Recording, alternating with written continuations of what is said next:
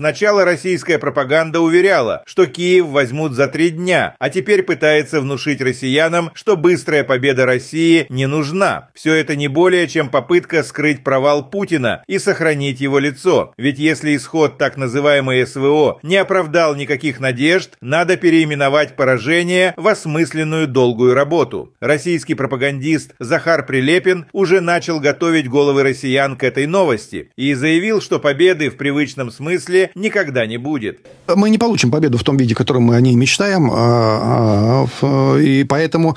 В смысле? Потому что мы не получим ее, надо... Это вообще процесс.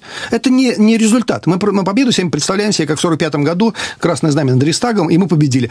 Ее сейчас не будет в такой форме. Z-патриот начал объяснять, что Украина всегда была России не по зубам, и все свое существование они борются за то, чтобы подчинить себе Украину. Прилепин вспомнил все предыдущие войны и несет в массы идею, якобы их государство постоянно сдает некий экзамен, пытаясь подмять Украину под себя. Но никто не дает ответ. Зачем они усложняют себе жизнь и продолжают пытаться осуществить невозможное? И на Украине ее никогда в такой форме не было. Вот мы когда воссоединились с Малороссией, с Украиной в 17 веке, мы после этого воевали 12 лет, еле-еле отвоевали левобережье, Киев взяли в наем. И после этого украинскую проблему мы решали до самой Екатерины, которая была, сколько там, в общем, там лет 150 мы там ее решали, чтобы хоть как-то ее разрешить. Потом мы с Украиной жили, потом опять гражданская война, опять все рассыпалось, мы опять заново долгие процессы восстановления вот этого статус-кво на этих вот пограничных, по сути, землях, на этой нашей несчастной Украине.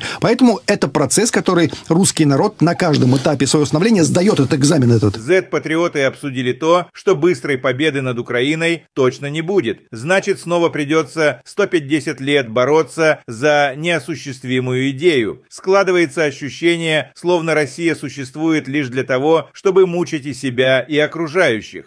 Понятно, что мы военную победу одержать сейчас не можем в силу там самых разнообразных причин. А что же будет, ты говоришь, вот победы как Рейхстага не будет, да, Кантария не поставит этот флаг наверх? Это процесс. Это процесс долгий, мучительный. Ведущий поинтересовался у пропагандиста, можно ли считать объединение российского населения за победу России. Не совсем понятно, как это приравнивается к победе России, однако и Прилепин с этим не согласился. Он уверяет, что это временная мера, и как только война завершится, все снова забудут о целях СВО и перестанут поддерживать такой путь.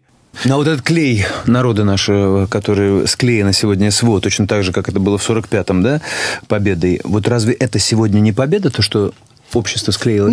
Как склеилось, так оно и расклеится, понимаешь? Пока президент вот за этим смотрит и сказал, что не надо отрываться от коллектива, то есть мы понимаем, что это правило, по которому мы должны все играть. От коллектива не надо отрываться, у нас единство народа, 85% за СВО, за президента, все нормально. Как только пойдут какие-то поблажки, естественно, включатся сверхмощные ресурсы, чтобы на ту самую молодежь, о которой я говорил, влиять опять в десятикратной мощности, чтобы они опять решили, что нет, Россия это все-таки зло, что лучше, если бы она распалась на 88 кусков, и вот это вот скрепление, оно опять начнет давать трещины. В итоге Z-патриот Захар Прилепин показал свой пошатнувшийся ум. Он настаивает, что Россия уж слишком милосердна и доброжелательна, а все остальные государства зря на них обозлились. При этом пропагандист сделал вывод, что следующую СВО не поддержит никто. Он уверен, что весь земной шар задушит Россию санкциями, и ей просто не дадут существовать. Но разве такое делают с милосердными государствами? Что-то здесь не сходится.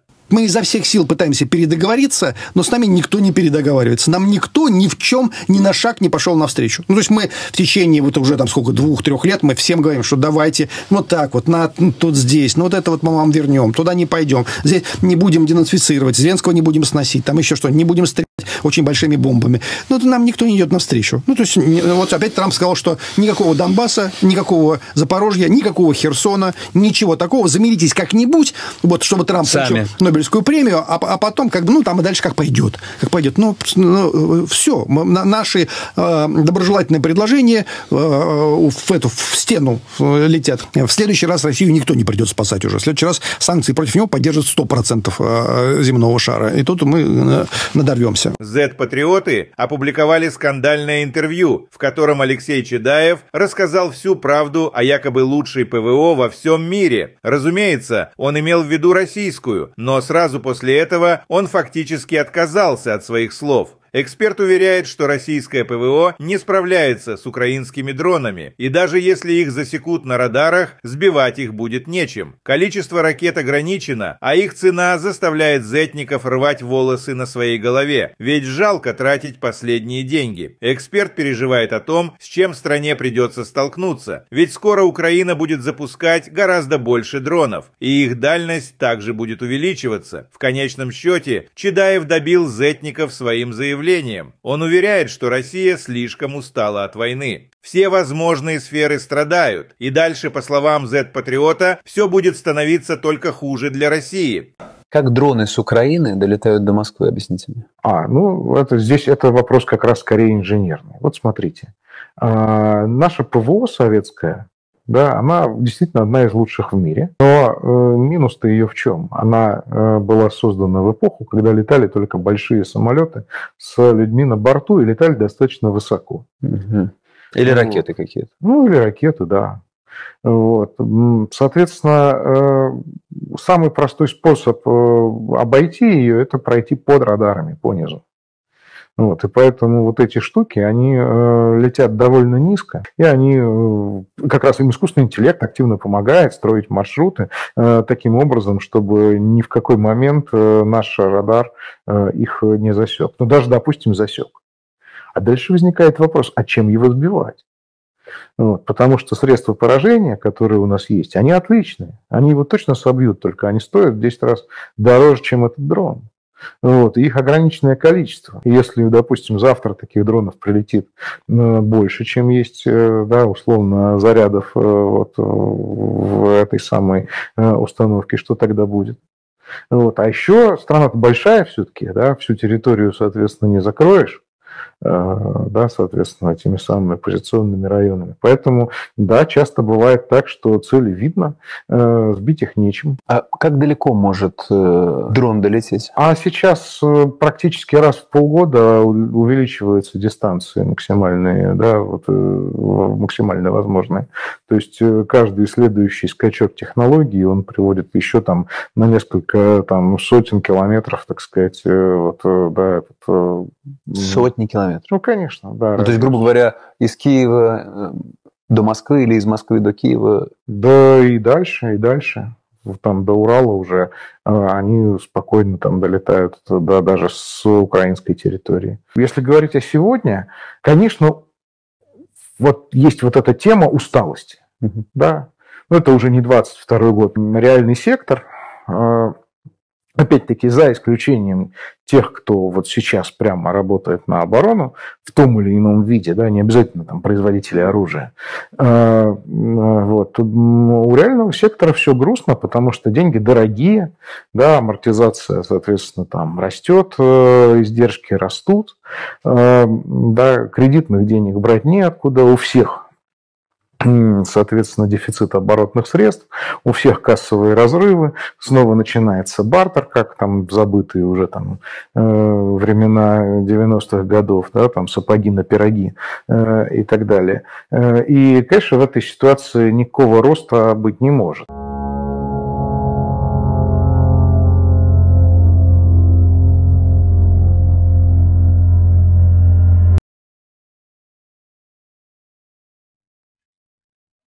Alexander Chelenko, a journalist who betrayed Ukraine back in 2014, admitted that people in the occupied territories still watch Ukrainian television via satellite dishes, which is why he called for fighting this problem.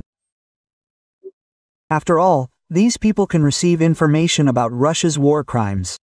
3 years after the restoration of historical territories with Russia, the Kiev regime does not abandon its attempts to influence the immature minds of newly minted Russians. Do you think our propaganda, including in the media, is coping with its task? Because it seems to me that we are not doing enough to convey our point of view, including to the historical regions of Russia. It's so funny to watch that even the propagandists themselves, who earn incredible amounts of money from their programs, admit that they work poorly and do not brainwash the people they captured. Enough, and they are still there. Yes, after 2 years, well, it was 2 years then, and now it's the same, 3 years after the new territories joined the Russian territories, in many places there are still Ukrainian dishes.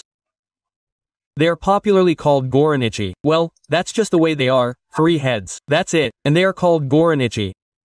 Thanks to these gorenichi, they are in villages especially, yes, they're in frontline villages in general or in places where it is very difficult to get a signal, they receive a signal, that is, Ukrainian. And imagine that people there have been citizens of Russia for 2 years or 3, and they still receive Ukrainian television. Yes, naturally, they are forming such a gestalt of ideas about the world around them, thanks to, that is, Ukraine. Imagine what those Ukrainians will say there, right? There, do you understand? Surprising, right? Surprising. I also find it surprising. Oh, those gorenichi who help Ukrainians watch Ukrainian television, with the help of which they can find out what is really going on. And just listen to his words. He admitted that thanks to their release, these people have literally nothing. Cities are destroyed, entire families perished. Many people still have no electricity, no mobile communications, no internet. But the main problem is that these people still have access to Ukrainian sources of information. Therefore, first of all, they will not rebuild cities for people, but fight the so-called gorenichi. Nothing works in these places. There is no cable television, even mobile communications barely work. The mobile operators that transmit television signals there can only receive information thanks to satellite dishes. That's all there is. Well, if there is electricity, of course, they came up with, that means, well, that means, I think, the People's Front or whatever this organization is called, the Front, yes, they came up with, that means, such an absolutely free. That means, a free solution to the problem, they come and quickly change all these dishes. Thanks to these dishes, they broadcast, that means, 20 TV channels. Firstly, these are all the main federal channels, starting from the first one, ending, that means, NTV and, that means, some entertainment channels 20, well, it's quite normal to receive, that means, Russian information, the Russian point of view. To understand what Russia is really doing, it is enough to simply listen to its mouthpieces, because they themselves lay everything out. They do not care how their people live. It does not matter whether their basic needs for existence are covered. It does not matter whether they live in modern houses or in dilapidated cities. The most important thing is to change their satellite dishes so that these people can hear that this is what Putin planned, and in fact, everything is fine with them. A girl told me literally a week ago that she walked around the center of Donetsk and, in many places she saw, you know, these gorenichi, yes, she says, I don't know, not in the working camp, but they are there. And it seems like from the 26th year, like, repressive measures will begin. I think that this is right, yes. That whoever did not exchange, that's all cut off, yes, removed, because now there really is a war going on. So it is known that we cannot give the enemy propaganda machine the opportunity, yes, to work on our territory, that is, ours, so to speak, to liquefy our brains. Mikhail Anayas.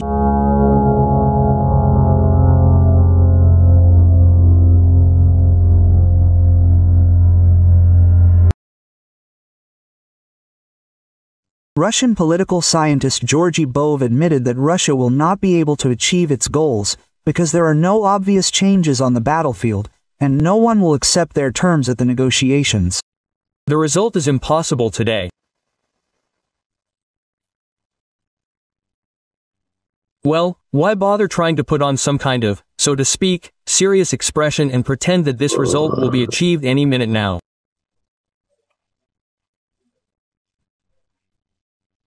It is impossible, because the negotiating positions of the parties are irreconcilable, they are incompatible, and there are no prospects for, finding some kind of compromise there.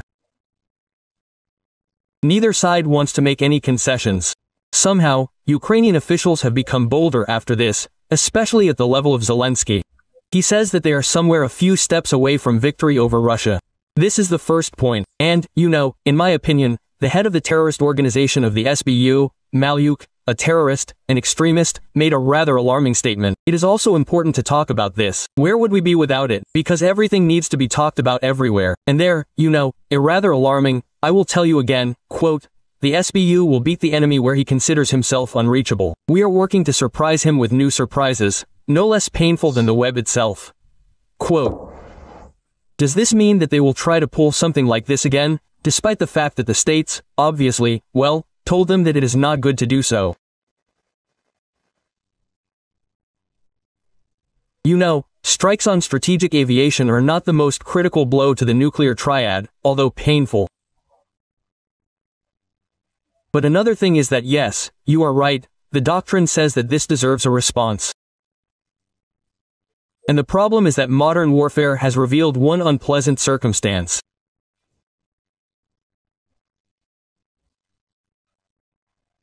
Our vast territory, which for many centuries was Russia's main strategic advantage, has become its main strategic disadvantage, because it cannot be covered entirely by air defense systems, as it turns out.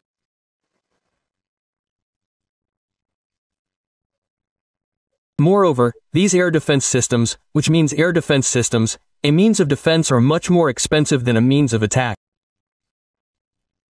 Drones, which cost several $100s each.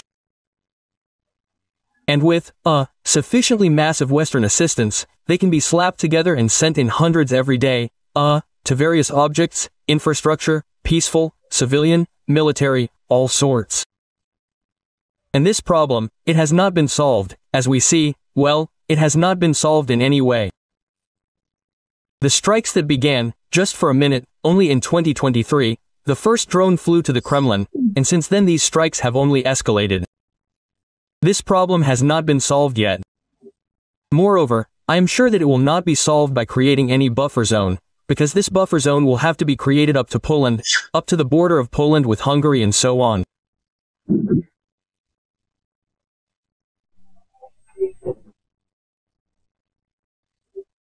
And that is why this confidence of the Ukrainian leadership that they have found a method of waging war that is cheap enough for them, but painful enough for us.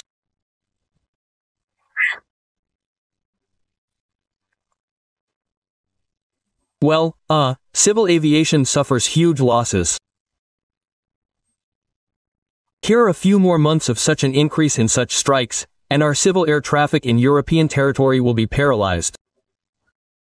This is economic damage. The damage is enormous. Enormous. And if we continue to strike the oil refineries, accordingly, the same effect. All this, is a big economic cost, big economic losses. And a military means against these drones has not yet been found. Ideally, of course, so to speak, well, Israel could cover its small country with this very Iron Dome, which even lets through strikes, and there the saturation is much greater. Accordingly, covering the entire territory of Russia with some kind of laser weapon is a task for a fairly distant future and very expensive.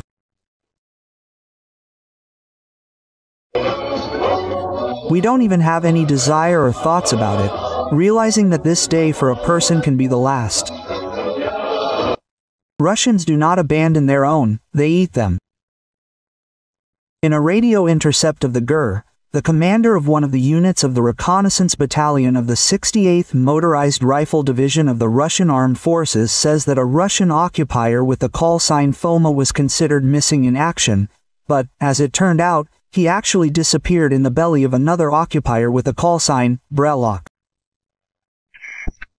So the keychain ate my mouth. No one ate anywhere. The keychain knocked him down, and then ate the reception for 2 weeks. Come on. On yourself, little Chelik.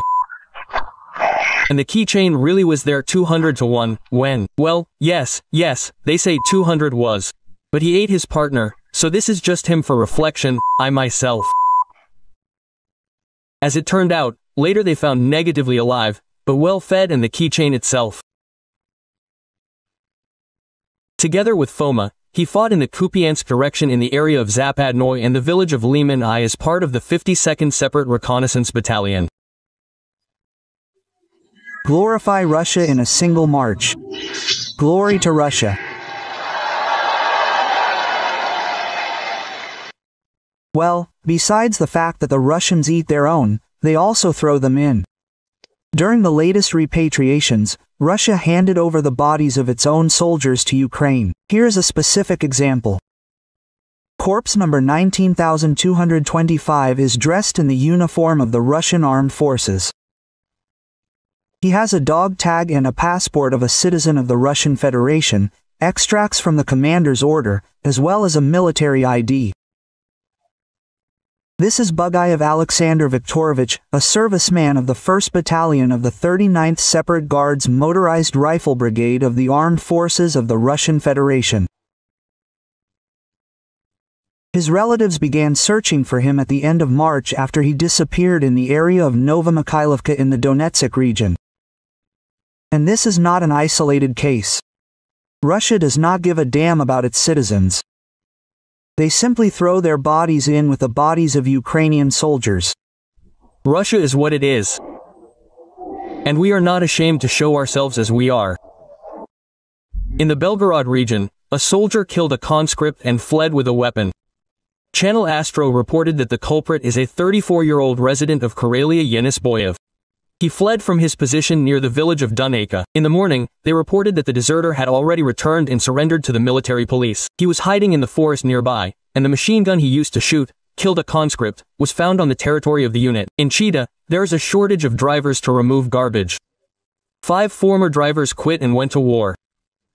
New candidates cannot stand the difficult working conditions and quit after training. Due to the shortage of workers, the remaining drivers are forced to often work overtime. Garbage trucks leave even at night. The military court sentenced the volunteer of the Army of Beauty's movement Nadezhda Rossi to 22 years in prison. She was found guilty of treason, financing terrorism and calling for action against Russia's security. Volunteers of the movement collected humanitarian aid, evacuated civilians and animals from the combat zone. Special Governor of the Leningrad region Igor Petrov was found dead with a gunshot wound. The 66-year-old official represented the governor in the Legislative Assembly of the region. Igor Petrov's body was found in a country house in the Sevoloshki district. According to the preliminary version, he accidentally shot himself while cleaning his weapon. Residents of Kazan were advised to take cash to the party. The deputy head of the city's executive committee said that there could be problems with communications. In the last week, entire regions have been suffering due to the internet shutdown. This is being done due to the threat of drone attacks. Deputy Speaker of the State Duma Vladislav Davinkov revealed the secret of Elon Musk. It turns out that the billionaire has applied for political asylum in Russia. This statement is currently under consideration by the Ministry of Foreign Affairs. Davinkov shared this crazy news at the St. Petersburg Economic Forum. Considering the format of the event, which is more like a clown show, Davinkov's words should be treated with a fair amount of skepticism. MIT has already responded that Davinkov does not work for them. We are waiting for Elon Musk's comment. A war criminal wanted by the International Criminal Court says that the destroyed residential areas are a military facility. If your journalists saw how our entire residential areas were destroyed by our missiles, they would hardly be able to tell you anything about it. They would not have survived. Psychiatrists have enough work here for 100 to 150 years. If they saw anything, they saw it from the side. And the strike was not on residential areas, but on military-industrial complex facilities. War is peace, freedom is slavery, and a destroyed 9-story building is a military-industrial complex. One of the goals of the special military operation is the demilitarization of Ukraine, that is, depriving it of the ability to have armed forces that threaten us. That is why Ukraine already has F-16 HIMARS, Petrovs, Bradleys, Leopards, Storm Shadow missiles, 3-7 howitzers and a bunch of other weapons. An updated looter mobile to take washing machines off the battlefield. That's the kind of device. They took the doors. Installed anti-drone protection. That is, the guys say they attack from the front and from behind. Well, there is a shooter in the back, so they said not to protect the back. They said not to protect the back because it would be inconvenient to load the washing machines into the trunk. They made additional reinforcement here, strengthened the body. There will be a platform and belts here, so that the washing machines do not hit each other. That's the kind of device. We are still waiting for a conveyor belt to protect the engine compartment and the evacuation compartment from shrapnel. That is, everything is welded here. Everything is additionally done. Pipes for rigidity. Everything was welded here too. In short, everything was done according to the standards of late Putinism, so that 4 washing machines could be transported at once without any problems. A resident of Voronezh, whose son did not return from Ukraine, instead of financial aid was sent flags and a t-shirt with the inscription, "We do not abandon our own." We did not abandon our own here either. Quote, their own were sent a t-shirt. How can Russian people who have disgraced the great aviation industry walk the earth in peace? The homeland of Antonov, Tupolev, Sukhoi, Mikhail, Gurevich.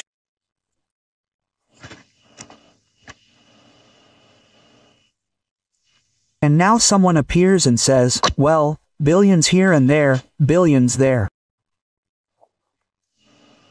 They failed to annul the diplomas. You are not aircraft engineers, you are not designers, you are the shame of the people. You have disgraced the country. Patriots are already commenting in panic on what is happening with the Russian economy. Gherkin's comrade Maxim Kalashnikov said that Russia is heading for an economic collapse, which could cause a real revolution against the current government.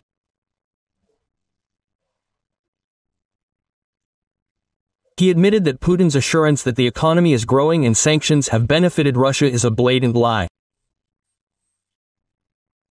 And in reality, their economy is starting to collapse. Despite all these cheerful statements that everything is fine, everything is moving forward, we are winning. No, guys, unfortunately, the situation is very bad. I have long forgotten, ignoring the words about unprecedented economic growth. That's it, even officially it has stopped. That we have the 4th economy in the world in terms of purchasing power parity, one cannot help but see what is happening in the rear, namely in the economy. He also interviewed Vladimir Baglayev, director of the Cherepovets foundry and mechanical plant, who said that production could soon stop completely, followed by a wave of bankruptcies at enterprises. According to him, there is a serious crisis in Russian mechanical engineering, which is why free vacations are being introduced, the work week is being shortened, and teams are breaking up. A new process is beginning with credit payments, then our production begins to fall, the GBP falls, and first of all, production with high added value falls. As a rule, it starts with the fact that you do not have enough sales for your products and you start having problems with liquidity and cash flows. In this situation, the first thing you have to save on, there are no other options. This is a reduction in the level of wages for workers. You have been gathering them, preparing them, teaching them for 3 years. There were not enough turners, welders, plowmen. And now you are talking about a 4-day week, unpaid leave and everything else. For example, the largest plant, Rosamash, where tens of thousands of people work, was also on the verge of bankruptcy. Russia had all the resources to develop the country, many sources of income and successful enterprises.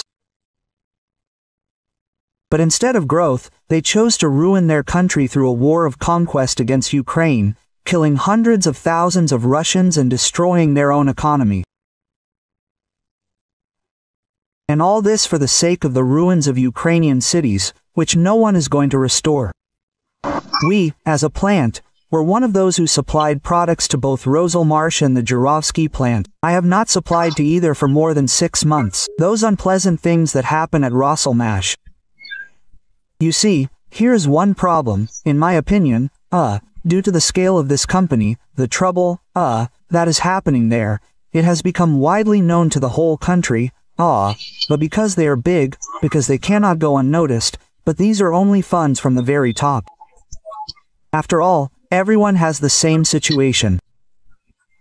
That is, they also have 12,000 people working there, who work at the main enterprises at Roselmarsh, In total in the country about 60,000 people in mechanical engineering and in production with high added value 60,000 people. So, their sales have stopped.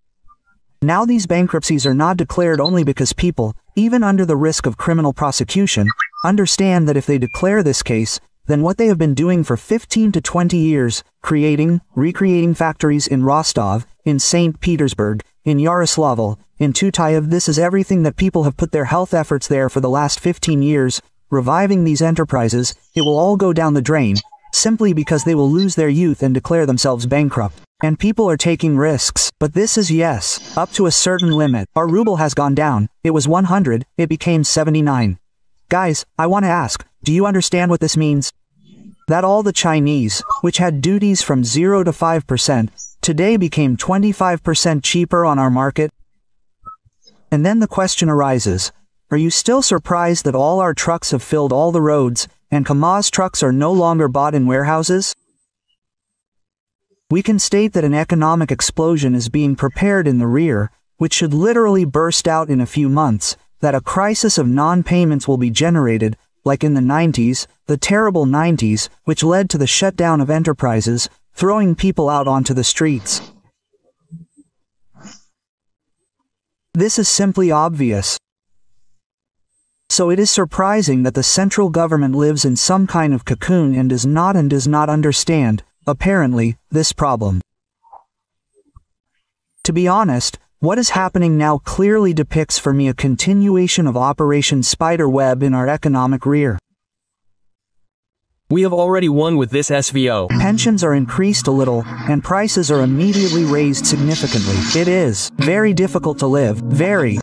In January to April 2025, sugar production in Russia fell by 32% year-on-year, sunflower oil by 15.5%.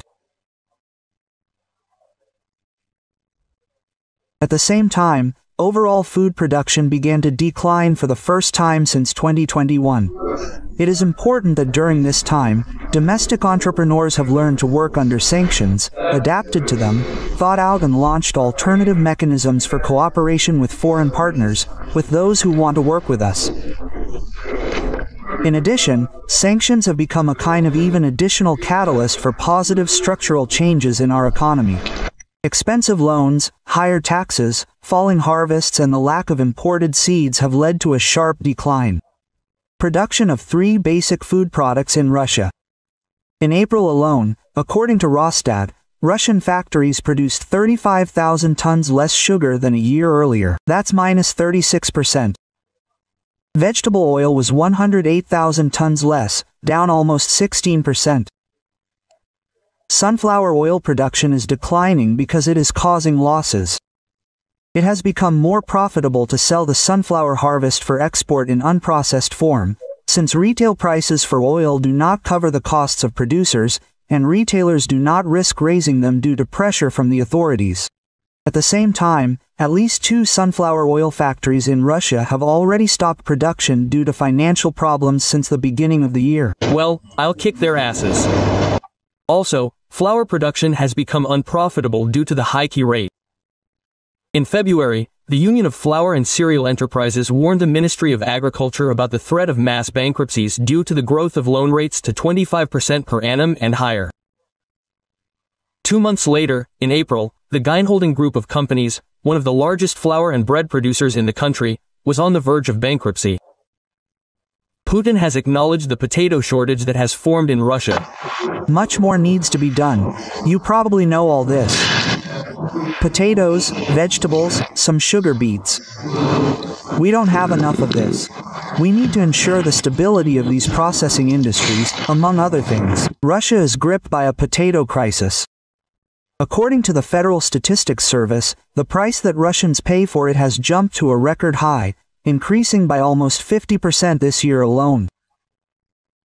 Thus, potatoes have recorded the largest price increase among all monitored food products. This happened after prices almost doubled in 2024 amid poor harvests. Of course, you can buy potatoes in Belarus. They are big experts in potatoes there, but they have quite a lot of their own too. So, It ran out there. And did. it run out there this year? How did it run out? In Belarus. Alexander Grigoryevich is holding a meeting there. Maxim says that potatoes have run out in Belarus. Something like that. The salary, frankly speaking, is not small in the country. The average, which, let's take, it allows you to buy a significantly larger number of bottles than, for example, the average salary of the Soviet period. What can you say here? The funnier the state, the higher the arrogance of individual crazy people.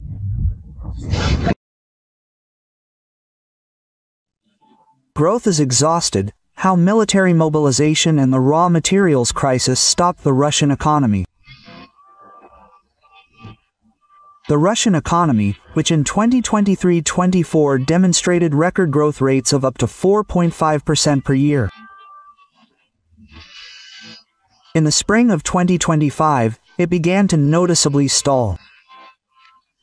Already in the first quarter of this year, annual GDP growth fell to 2%, the minimum level since the beginning of the Great War. Experts note that the peak of overheating was passed at the end of 2024, and the current slowdown was the result of the exhaustion of the potential for extensive growth due to the mobilization of the economy for military needs. Let's cancel the damn pensions. Propagandist Sergei Mordin figured out how to solve demographic problems in Russia. So you gave birth to yourself, raised children, then you will have something not to eat in old age. No, you will die. Okay, he is an idiot. But those who consume this information product have completely become brutal. Transfer of resources to the military sector and stagnation of civilian industries. The main factor in the slowdown. Large-scale transfer of resources to the defense sector. According to the Center for Macroeconomic Analysis and Short-Term Forecasting, CMASF, the civilian industry went into recession in the first quarter of 2025. Production volume fell by 0.8% per month. And in a number of industries, electrical equipment, mechanical engineering, building materials, the decline was even deeper. Financing the war requires constant investments in the military-industrial complex, which leads to a shortage of investment and personnel in civilian sectors. The high key rate of the central bank of 20% additionally restrains economic activity and makes it difficult to access loans. Colossal injections of funds into the military-industrial complex, a drop in oil prices as a result of Western sanctions, an increase in the inflation rate of more than 10%, as well as an increase in the key rate to a record level of 21% have led to the fact that the standard of living in Russia is rapidly declining. Falling oil and gas revenues. The second reason for stagnation is the decline in oil and gas revenues. If in 2022, energy exports brought in record revenues, then in 2020 the situation changed radically. Ural's oil prices fell to $53. Now, due to the war in the Middle East, they have risen again to 68.5%. Dollars per barrel, and gas exports to Europe have practically disappeared. The Russian Ministry of Finance has already revised its budget plans, reducing expectations for oil and gas revenues by 2.6 trillion rubles and increasing the budget deficit forecast to 4 trillion rubles to compensate for Gazprom's losses. The authorities are discussing a sharp increase in gas tariffs for industry by 10% twice a year, which will lead to higher energy prices for businesses and the population. People's incomes are working on their income. Well, yes, prices are rising, but salaries are not very good. Understandable. But the most important question, in fact, our country is boundless. Recently, even Trump himself, characterizing his conversation with Vladimirovich Putin, said that Russia is so limitless in its capabilities that he did not continue. We lack everything, as the financial bloc says. Social price for patching budget holes. The government increases the tax burden. Income tax growth to 25%. Progressive scale of personal income tax for high incomes, and also reduces real social spending. Inflation, although it slowed down to 7% in March, remains high, reducing real incomes of the population. At the same time, delinquency on loans is growing. In the first quarter of 2025, the volume of problem housing loans in Sberbank increased by 90%, reaching 285 billion rubles. You know, I read, it seems to me, the right idea about inflation. It was written there that if you do not buy, then the prices are normal. And everything is clear, right? Exhaustion of the growth model. Even Kremlin managers admit that the extensive growth model based on mobilization and raw materials exports has exhausted its potential. As Deputy Chief of Staff of the Presidential Administration Maxim Worishkin notes, the Russian economic growth model has been exhausted. Everything is stable, steadily down, steadily negative growth. But this is the result. In addition, Kyiv's Western partners also intend to force the Kremlin to peace talks with Ukraine. Thus, Senator and Republican Lindsey Graham said that it is necessary to introduce new sanctions against Russia before the summit of the G7 countries in June, Bloomberg reports. Graham reminded that the bill already has 82 co-authors, and he is coordinating work on the document with the White House. The bill, let me remind you, provides for the introduction of a 500% tax on imports from countries that buy, in particular, Russian oil products and uranium. What will happen next? The Russian economy is already close to the line. Reserves are running out. The growth model is not working, and the war is accelerating degradation.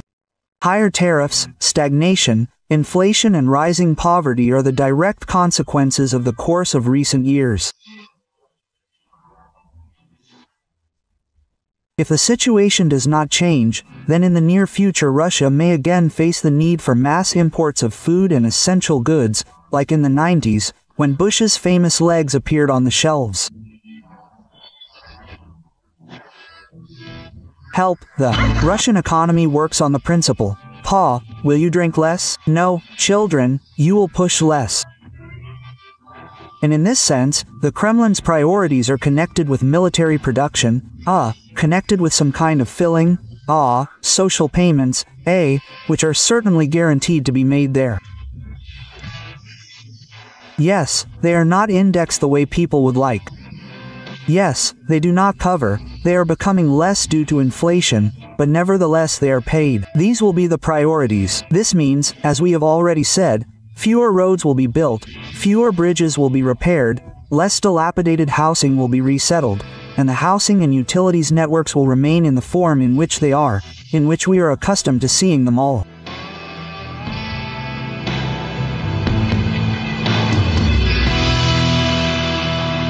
What is needed in crazy quantities?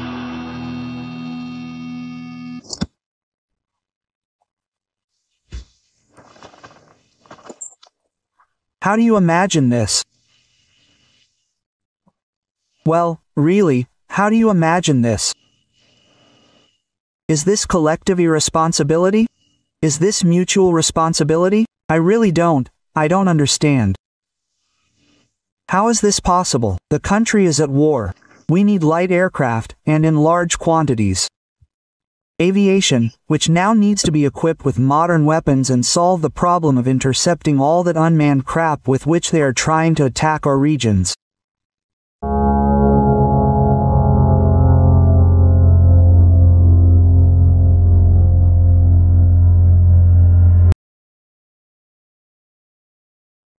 Colonel Klupov stated that all the goals set by Russia had failed. He reported that the Zetniks demanded complete denazification and demilitarization, but everything turned out the opposite.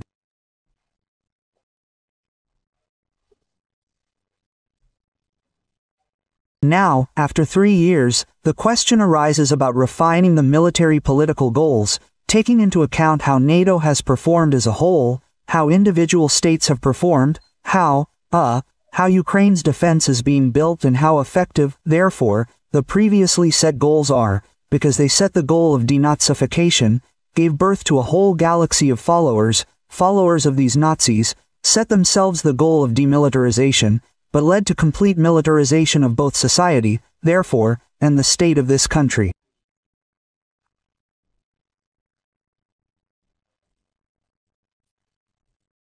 Kalashnikov noted that a turning point has approached. He reported that Russia has encountered enormous problems that could ultimately lead to its collapse. You understand that a turning point is approaching now. No, I repeat my old forecasts. Either we take Ukraine out of the war, or we will face a very strong economic and subsequent world events. Draw your own conclusions. Apta Ladanov said that Russia urgently needs to prepare 1 million occupiers and take them by numbers, which Kalashnikov disagreed with. The military blogger explained that in this case the economy will not withstand and Russia will fall. Zetnik insists that they do not need a large army, but good command and ingenuity, which is inherent in Ukraine. I heard what the respected Aptaranich Ladina, general, said, that 1 million people need to be put under arms in connection with these events, now the current ones. Well, I would still object to him, because in the current state of the economy, which has not been transferred to the rails of military socialism, the State Defense Committee has not been created. In the current state of the economy and management in the Russian Federation in general, this 1 million people, if you call them now, it is simply that which will overturn the economy of the Russian Federation.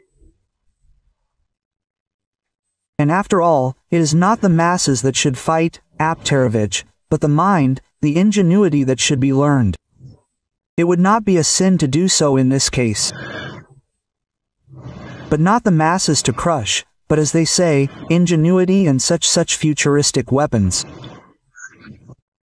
Zetnik stated that the situation is not developing for the better for Russia, hinting at a possible revolution. We must stick together, because the situation is going on now, it is developing absolutely not for the better for us. Very, very turbulent processes may also begin within the Russian Federation. Regarding the arrest of Mikhail Polankov, call sign Krustalik, author of the Telegram channel Soldatskaya Pravda, Pyotr Mikhail was voicing very inconvenient things. Inconvenient truth, which is on the edge, very on the edge with discrediting. If there was a person, an article would be found. Well, here is the same case. The purges of angry Z-patriots continue. Gherkin's associate Mikhail Polankov, who also supported the war against Ukraine since 2014, recruited Russian mercenaries and sent them to participate in hostilities in Donbass, but at the same time opposed the current government, was arrested. He was detained by military police, who knocked down the door of his apartment and handcuffed him, because he is considered a deserter. Come on, open up, I'll break too. Open up. Open the door. Come out. Come out. In 2022, he managed to fight, but his heroism did not last long. After all, having seen a real war with his own eyes, he decided that he had enough and that he had already paid his debt to his homeland. And he recorded an appeal in which he stated that his contract was over and simply left for Moscow, and also asked his subscribers to send him money. After all, because he is listed in the army, he cannot get a job. Today, November 16, 23, my 1-year contract with the Ministry of Defense of the Russian Federation ended, and I consider myself free in all my actions. Perhaps, the Ministry of Defense will bring me there or try to challenge my actions, yes, since at the moment I am unemployed, and I cannot get a job, because I have not yet been dismissed from official service. Here, under each publication on my channel, or rather, not under each, but under each publication that can be regarded as intellectual property, in addition to the sign-up banner, a support banner has now appeared, and that is the whole point of these hooray patriots. After all, they were the ones who shouted the loudest that Russia needed to start this war. But in the end, most of them didn't go to defend it, and some fled at the first opportunity. But it's impossible to just leave the armed forces, because the contracts are valid indefinitely until the end of the so-called SVO, which is why he was accused of unauthorized abandonment of the unit. And now 2 scenarios await him, either a term of 5 to 10 years, or a bloody assault. But that's not all. He is also accused of fraud, because he created a project where he allegedly searched for missing soldiers, collecting money from Russians. But he did not provide any reports on his actions. He also published videos discrediting the army, which were used by Ukrainian media. But it's obvious to everyone that collecting money is not the main problem, because many Z bloggers loyal to the authorities are doing this. It's all about his posts, where he talked about Russia's war crimes and directly criticized Putin. It immediately seemed to me that Putin and Biden were talking about the final collapse of Russia, in order to destroy it. They do not want victory, they need either the destruction of each other, or the final collapse of Russia. Yes, that Putin is working in cahoots with all these comrades. The European Union, there in America and so on, works for this. Putin is an accomplice in the murder of our country. They are constantly looking for foreign agents. Everyone is a foreign agent for them, except Putin, and you can already feel the anxiety of those same ultra-patriots. Many were afraid to speak out, but his closest associates have already made a statement. In principle, it is believed that he left the unit without permission. He is 53 years old. He is sick. He is with Komisov. He fought in general, not having the right to fight due to health reasons. He earned a medal for bravery.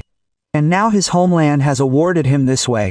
Big changes will come. The campaign in Ukraine will end, but it will end, well, let's say, very ambiguously, and very untriumphantly. And so that there is no talk about this, there will be preventive, intimidating arrests among, as they call it, the sane public, and we call them Russian angry patriots there.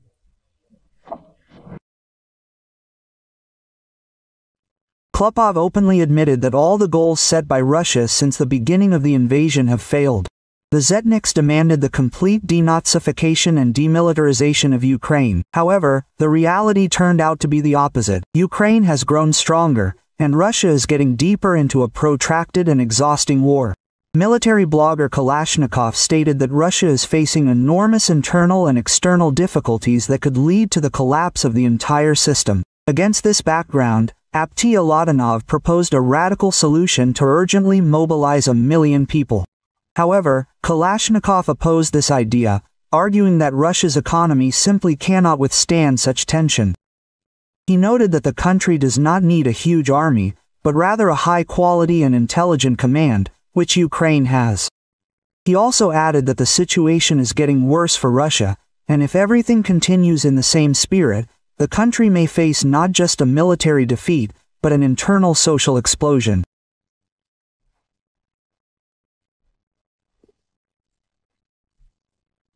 Now, after 3 years, the question arises of refining the military political goals, taking into account how NATO has performed as a whole, how individual states have performed, how Ukraine's defense is being built, and how effective, that is, the previously set goals are, because they set the goal of denazification, and gave birth to a whole galaxy of followers of these Nazis.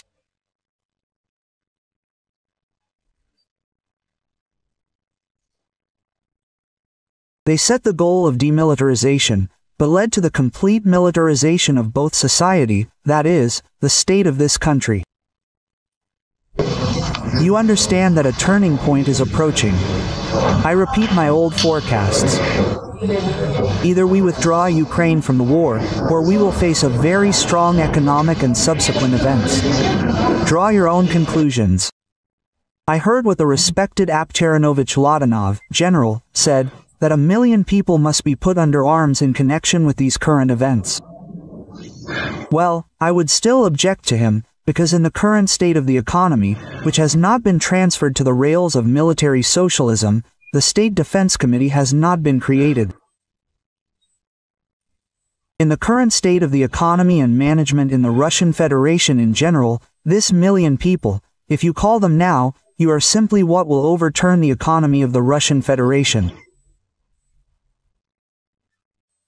And it is not the masses that must fight, Apterovich, but the mind, the ingenuity that must be learned. I did not row to do this in this case. Well, not to crush with the masses, but as they say, with ingenuity and such futuristic weapons. We must stick together, because the situation is now developing in a completely not the best direction for us. Very, very turbulent processes can also begin inside the Russian Federation. Российское телевидение показывает кадры якобы интенсивного и успешного наступления. Однако, по словам Клупова, это совершенно не соответствует реальности. Панкин продемонстрировал ту самую яркую картинку, о которой говорил Клупов. И все-таки зетникам по-прежнему нужно хоть какое-то доказательство их выдуманного успеха. Они отчаянно ждут, что оккупанты сделают что-то, что могло бы порадовать зет-патриотов. Они мечтают, чтобы в Украине произошло нечто масштабное, чтобы можно было продемонстрировать победные кадры по телевидению. Циничный Панкин, не скрывая удовольствия, разглядывает фотографии разрушенной херсонской администрации и открыто говорит, что хочет видеть еще больше таких снимков. При этом ни он, ни другие зетники не упоминают о том, что удары наносятся по гражданской инфраструктуре. До сих пор не укладывается в голове, как можно радоваться чужой боли и разрушениям. Но именно это, по словам ведущего, вдохновляет россиян. А Калашников продолжает предлагать свои идеи ведения боевых действий. Пожалуй, в одном он все же прав. Украина продолжает ткать паутину, в которую Россия неизбежно встрянет. Оценивая положение на фронтах за истекшую неделю, можно сделать вывод, что фронт, независимо от того, что вот радужная картинка у нас, радужная не в том смысле, такая перспективная картинка у нас, значит, на телевизионных экранах, на самом деле фронт находится в определенной степени стагнации. Вот. Не видно каких-то серьезных активизаций на каком-то либо из направлений. Как двигался фронт таким ползучим наступлением, так и продолжает двигаться. Ну, с одной стороны, это хорошо, а с другой стороны, продвижение достаточно медленное. Мы настолько сильно устали от отсутствия каких-то громких новостей из Украины, которые бы, немножко нас порадовали, что действительно продвижение-то оно идет. Да, мы постоянно говорим о том, что вот-вот подойдем к Сумам. И не только к Сумам. Каждый день сообщается о взятии новых населенных пунктов. Но так, чтобы это встряхнуло действительно и разбежалось по всем интернет-СМИ, в том числе и телеграм-каналы, таких новостей давным-давно не было, которые порадовали каждого русского человека, да, каждого патриота России. Информационная поддержка того, что происходит, она же, мы все понимаем, очень важна. У них вот есть чем похвастаться, что показать аудитории, да, вот эти вот, я имею в виду дымящиеся наши стратегии. Нам тоже, я имею в виду, надо что-то показывать. Должна быть какая-то картинка, чтобы вы не только у нас здесь, но и во всем мире видели, что там на Украине происходит самая настоящая жара. Вчера красивый кадр был. Действительно красивый. Удар по херсонской администрации. Вот это я понимаю. Вот такие кадры нужны, чтобы они разбегались по лучшим телеграм-домам, чтобы было что показать. И это бы нам лишний раз напоминало, что мы действительно продвигаемся вперед, что мы действительно настроены решительно. Штаб-квартира разведки. Это, в общем, то, что в Киеве на 4-м году войны стоит целым невредимым. Вот СБУ и ГУР, и там вот, собственно говоря, их руководители продолжают ткать паутину. On the Soloviev channel, they unexpectedly admitted that television is lying and showing an overly optimistic picture of what is happening at the front. After all, in reality, their advance is very slow and almost unnoticeable. According to Colonel Rustam Klupov, he said that the front is in stagnation, and they have not seen any serious breakthroughs for a long time. Assessing the situation at the fronts over the past week, we can conclude that the front, regardless of the fact that we have a rosy picture, rosy not in the sense of, such a promising picture we have on television screens. In fact, the front is in a certain degree of stagnation. Look, there are no serious activations visible in any of the directions. The front continues to move with such a creeping advance. Well, on the one hand, this is good, but on the other hand, the advance is quite, slow. They said about the regions in Ukraine that we consider ours. Yes, I have said many times that I consider the Russian and Ukrainian people to be one people in fact. And in this sense, all of Ukraine is ours.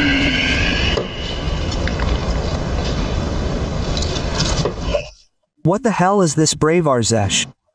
Russia has been trampling on the ruins of Donbass for 4 years and at the same time is preparing for war with NATO. And now a new scare tactic has appeared on their television, namely, war with Europe by 2030. More and more Russian military experts are expressing concerns about the Kaliningrad region and are worried that a real blockade awaits the region.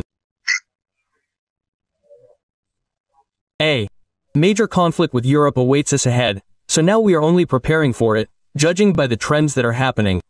The situation is quite alarming. But there's another monkey with a grenade that is arming, and arming. These are the Europeans. They are really going to fight us there at least by 2030. Why are Estonia and the Baltic states really mining their borders, really laying dragons' teeth? Of course they are, because sooner or later they will blockade Kaliningrad for us. The enemy has already announced that it is preparing for war with Russia by 2028 to 30. How will they achieve this? Either by blocking the Kaliningrad region, or by violating the rights of, the Russian-speaking population in the Baltic states, or by violating the rights of polar bears there, or it is not so important. It is not so important, but the goal has been set, the task has been set. Yes, the goal has been set to prepare NATO for war with Russia in 2020 to 30. Klopov is concerned that many are satisfied with at least this kind of offensive, which does not really correspond to the status of the second military force in the world, and called on the top leadership to change their approaches for a more effective introduction of military operations. Therefore, based on this, one cannot say, but it is necessary to once again raise the issue of changing at the front, changing this position. Maybe someone is happy with this, thank God, that at least we are advancing without any breakthroughs. We have talked a lot about the lack of space, the unmanned nature of the equipment, the role of artillery in a modern war of armored forces. But nevertheless, we also have a general staff, which leads both academies and research institutes. We need to get out of this situation, this creeping offensive. New forms and methods of using troops. And, accordingly, based on this, it is necessary to return to the issue of, the destruction of the leadership. Israel showed us that they practically beheaded both Qasser and the armed forces of Iran. That is, after so many years, Russian television still does not understand how they can defeat Ukraine and how they can change the methods of waging war to achieve results. After all, the creeping offensive suits everyone, despite the colossal losses and depletion of the economy. We have this old, well, it's not a proverb, not a parable, but an old rule. Where the foot of a Russian soldier steps, there is ours. This is just an amazing. Putin said that he is ready for negotiations with Zelensky, but there is a nuance. Well, it is dangerous. We are ready to meet. I am ready to meet with everyone, including Zelensky. If the Ukrainian state trusts someone to negotiate, for God's sake, let it be Zelensky, Putin said in a conversation with journalists. For God's sake, let it be Zelensky. The question is not who will sign the document. God, how finished I am. According to Putin, the main question is who will sign the documents. He again said that Zelensky is allegedly illegitimate.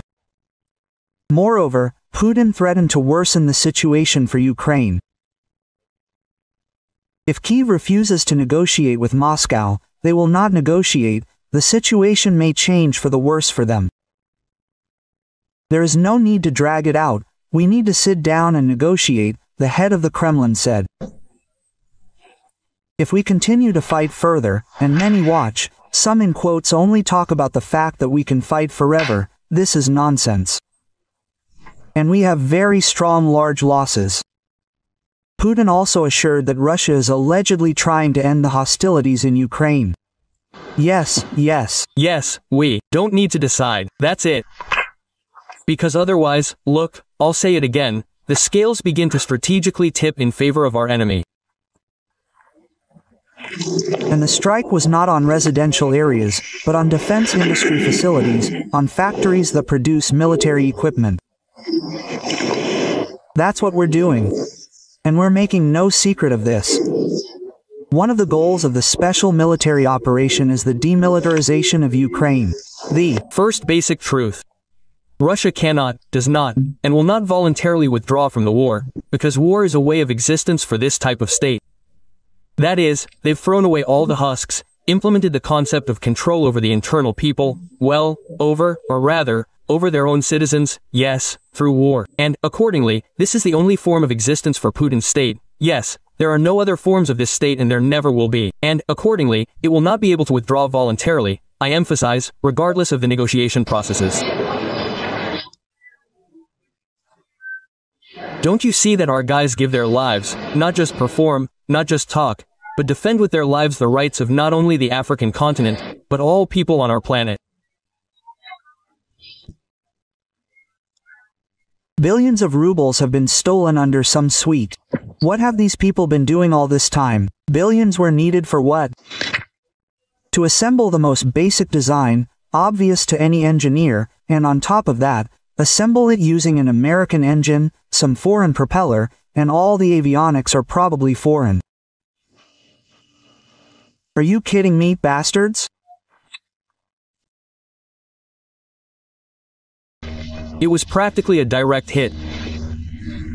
It tore apart the main part of his remains. They took him home, right, Zhenya? And then they found his leg here. We have such an old it's not a saying, not a parable, but an old rule. Where the foot of a Russian soldier steps, that's ours. And here is buried the foot of Colonel Nikolai Nikolaevich Ovcharenko. On March 15th, he was building this crossing. Yes. Yes, he managed to build it. Yeah.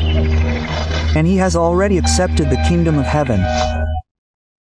Vladimir Trupin, speaking at the shameful Intergalactic Economic Forum, which among the leaders of the countries, only the president of Indonesia attended, announced some old rule.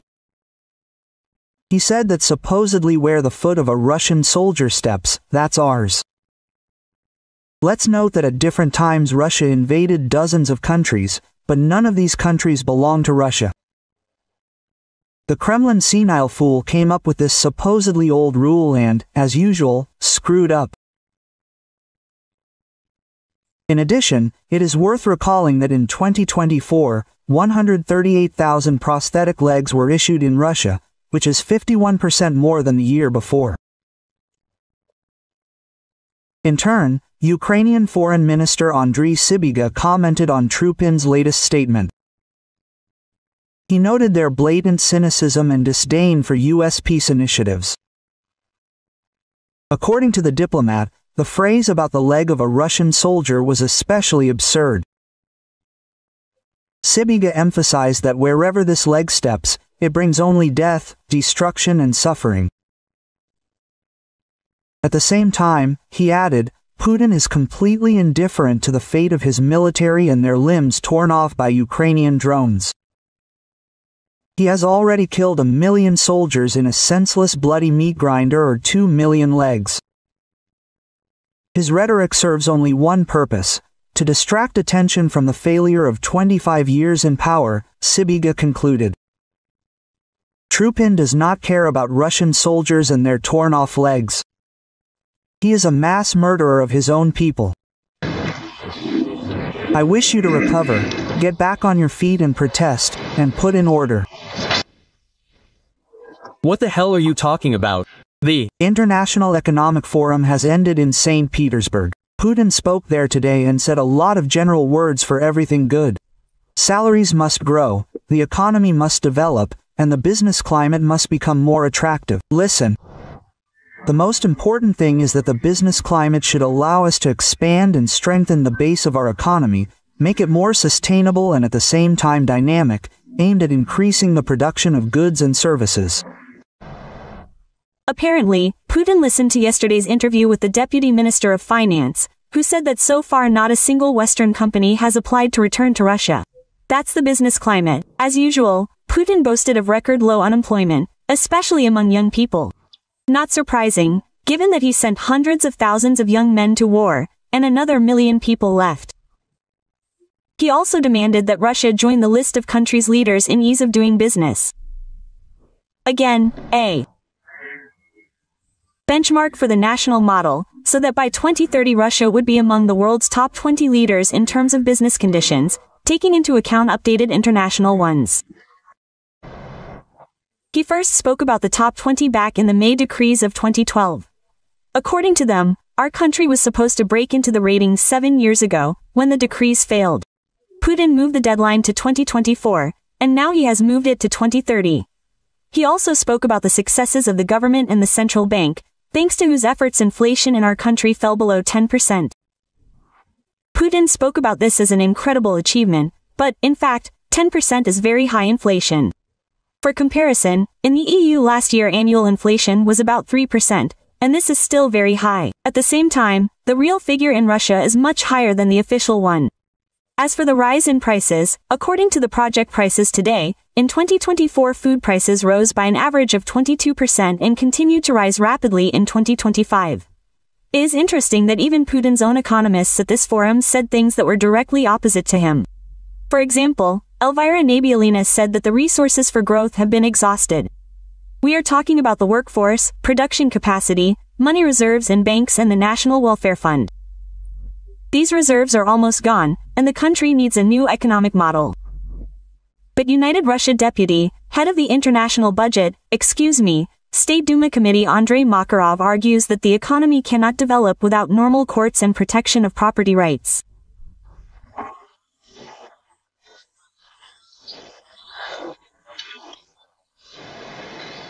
But when business no longer speaks about the main problem, the investment climate and the lack of institutions, and institutions are actually an opportunity, if your rights are violated, to go to court and expect that it will be a fair decision, regardless of who you go to court to, who you argue with.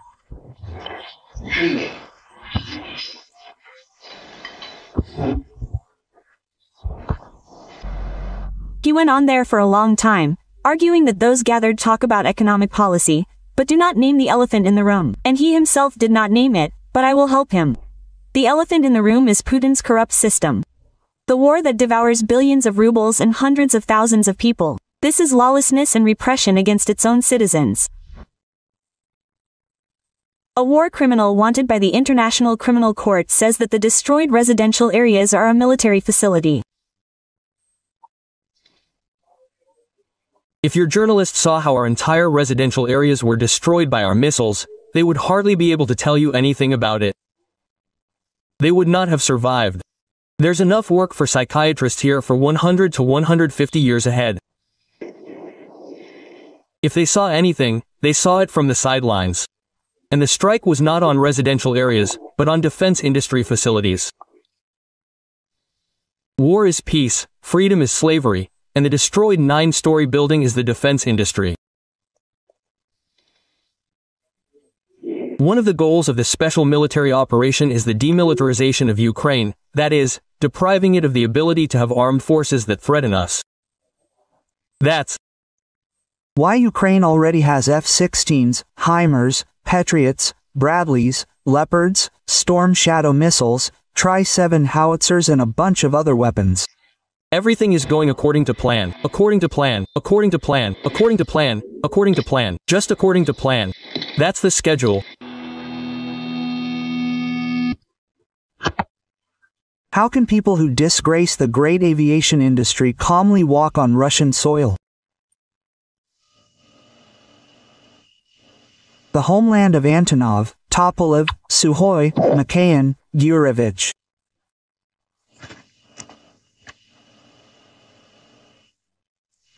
And now someone appears and says, well, here and their billions, they're billions. It didn't work to annul the diplomas. You are not aircraft engineers, you are not designers, you are a disgrace to the people, you have disgraced the country.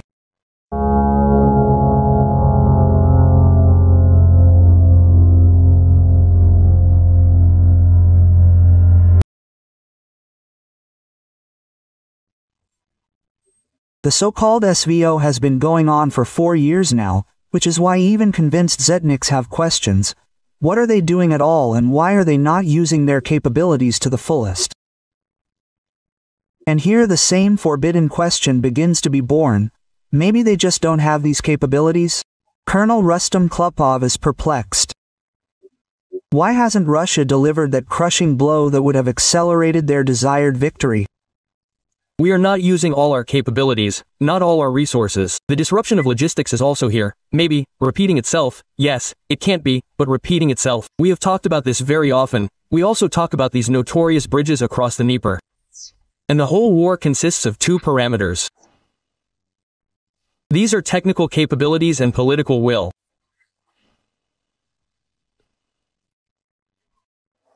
The question is, we don't have the technical capabilities to destroy these bridges, or, therefore, the leadership says, stop, let's wait for some reason. But if this is a technical capability, it is easily resolved. If we had set ourselves the goal of destroying the bridge on the Liman near Odessa, that's it, no one talks about it. They tried to restore it several times, but destroyed it again. Even today it is unclear whether it is in good condition or not. The same thing happened with any other bridge, like the Antonovsky Bridge. They tried to destroy it with their HIMARS. At first, nothing worked. In the end, we blew it up ourselves and made it completely unusable. And here, too, we have the strength and the ability and the means to reach every bridge.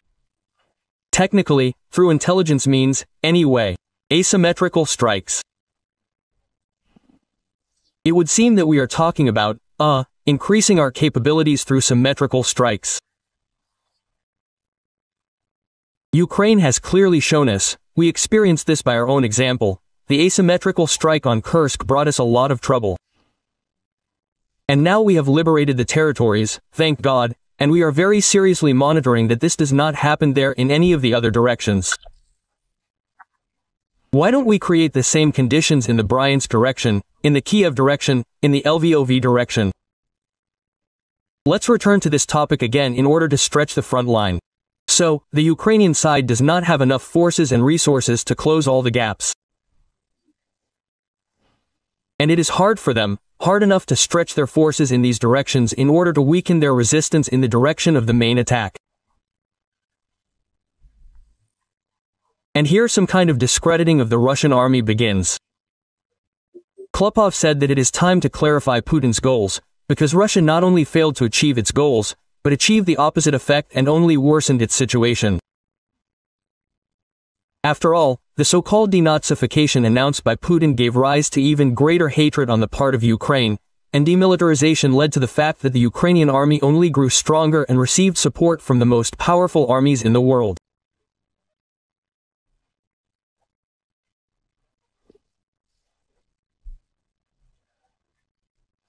Now, after 3 years, the question arises about refining the military political goals, taking into account how NATO has performed as a whole, how individual states have performed, how the defensive, Ukraine is being built and how effective, therefore, are the previously set goals, because they set the goal of denazification, gave birth to a whole galaxy of followers of these Nazis, set themselves the goal of demilitarization, but led to the complete militarization of both society, therefore, and the state of this country.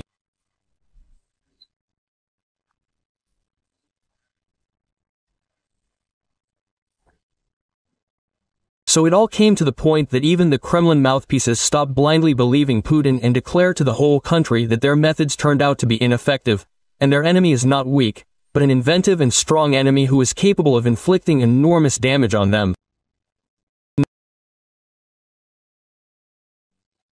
Even Kremlin radio is already openly admitting that sanctions are working. The economic situation is rapidly deteriorating, oil prices are falling, and the money is going to a war that is not producing results. They admit that there is less and less money in the budget, and no one knows where to get it. Economics and technology consultant Petr Zabortsev admitted live on air that a hole has formed in the budget, which is associated with a drop in income. And one of Russia's main problems is the decline in oil prices. Well, the situation is really getting more complicated.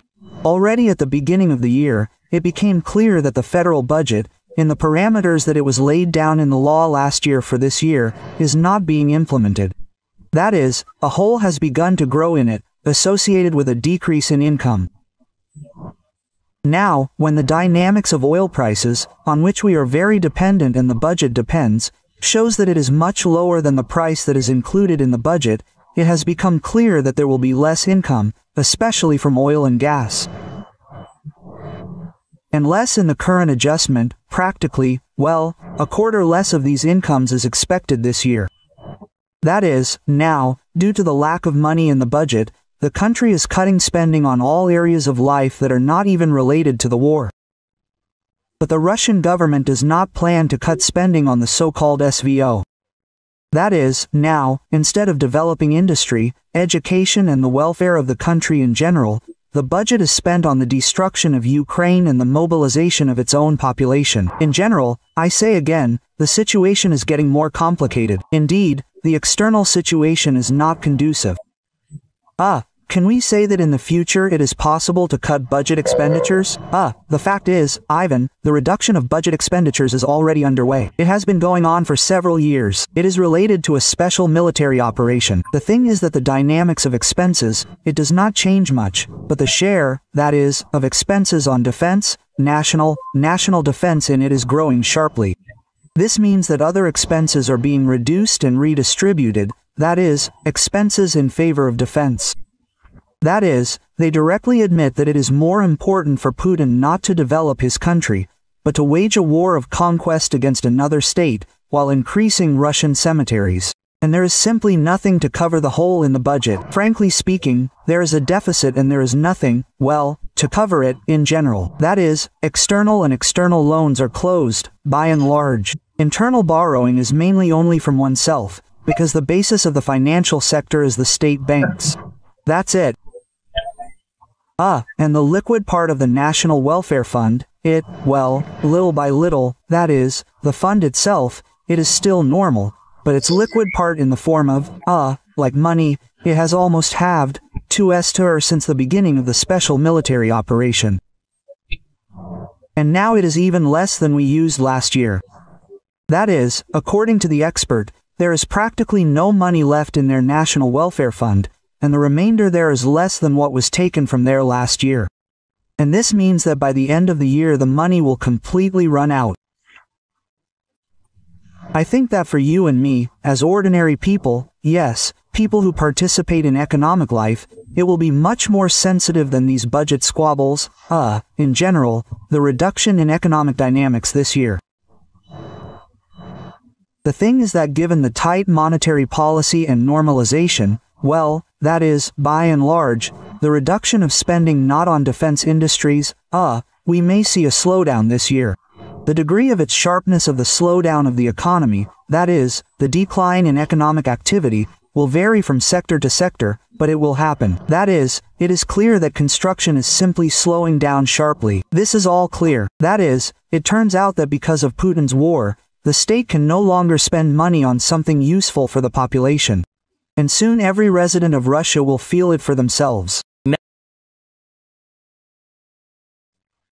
The defense forces of the south of Ukraine together with the SBU, GUR and the next unit stopped an enemy train with fuel near Takmak, and drone operators from the 65th Separate Mechanized Brigade burned it.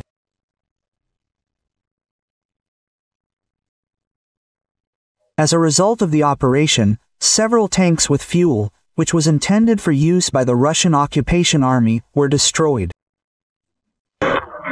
Where the foot of the Russian soldier steps, there's ours. The Soloviev channel unexpectedly admitted that television is lying and shows an overly optimistic picture of what is happening at the front. After all, in reality, their advance is very slow and almost unnoticeable.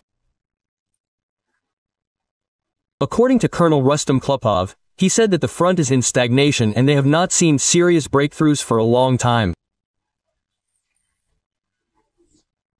Assessing the situation on the fronts over the past week, we can conclude that the front, regardless of the fact that here is a rosy picture, is rosy in the wrong sense.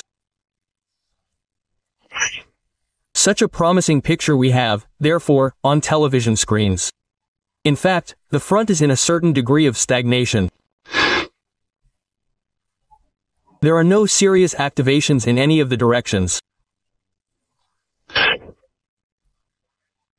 The front continues to move with such a creeping advance. Well, on the one hand, this is good, but on the other hand, the progress is quite slow. They said about the regions in Ukraine that we consider ours.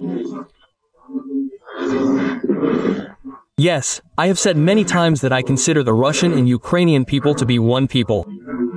In fact, in this sense, all of Ukraine is ours.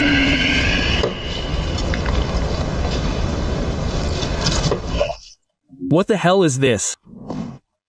Russia has been trampling on the ruins of Donbass for 4 years and at the same time is preparing for war with NATO. And now a new scare tactic has appeared on their television, namely, war with Europe by 2030. More and more Russian military experts are expressing concerns about the Kaliningrad region and are worried that a real blockade awaits the region. A major conflict with Europe awaits us ahead, so now we are only preparing for it, judging by the trends that are happening.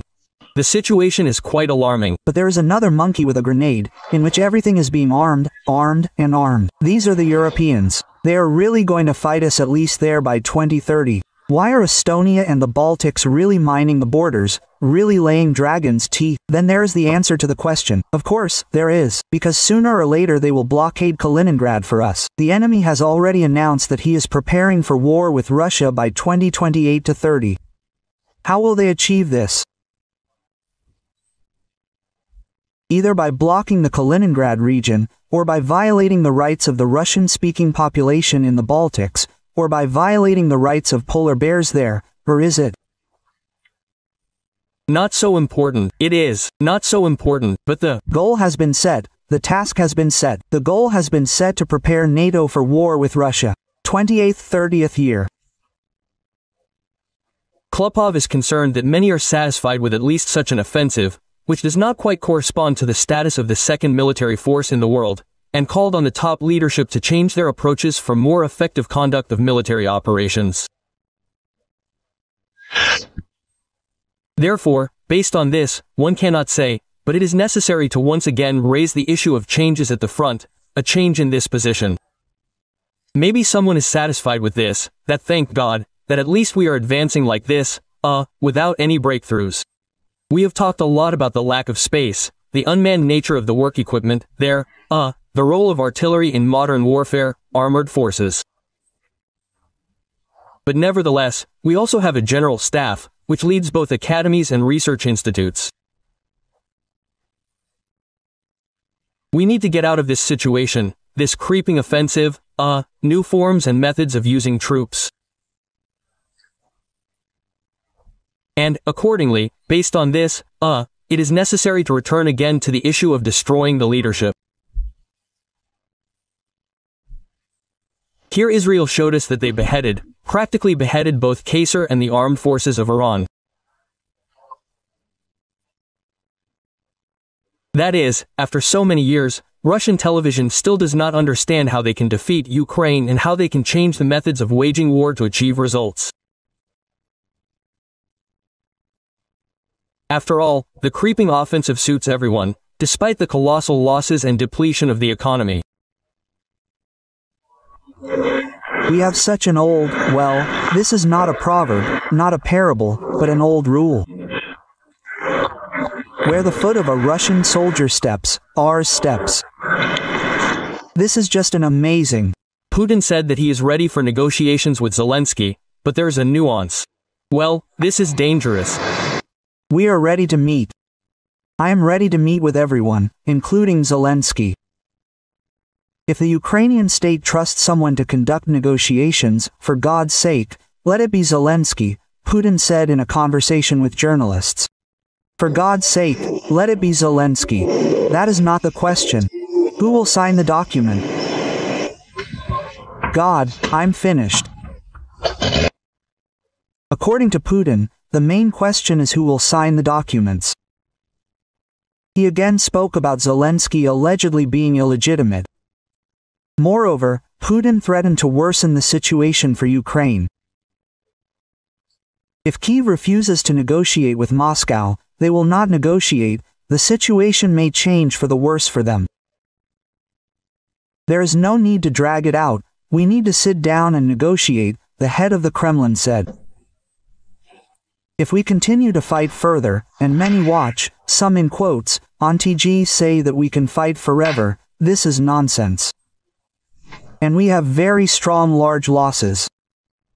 Putin also assured that Russia is allegedly trying to end the hostilities in Ukraine. Yes, there is. No need to decide, that's it. Because otherwise, look, I say it again, the scales begin to strategically tip in favor of our enemy. And the strike was not on residential areas, but on defense industry facilities, on factories that produce military equipment. This is what we are doing. And here we are making no secret. One of the goals of the special military operation is the demilitarization of Ukraine. The first basic truth. Russia will not be able to leave the war voluntarily, does not want to and will not, because war is a way of existence for this type of state. That is, they threw away all the chaff, implemented the concept of control over the internal people, over its own citizens, yes, through war. And, accordingly, this is the only form of existence of Putin's state. Yes, there are no other forms of this state, there will not be. And, accordingly, it will not be able to leave voluntarily, I emphasize, regardless of the negotiation processes. Don't you see that our guys are giving their lives?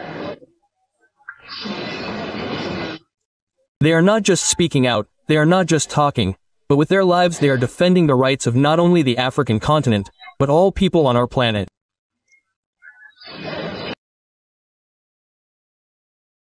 This special operation is not aimed at the civilian population.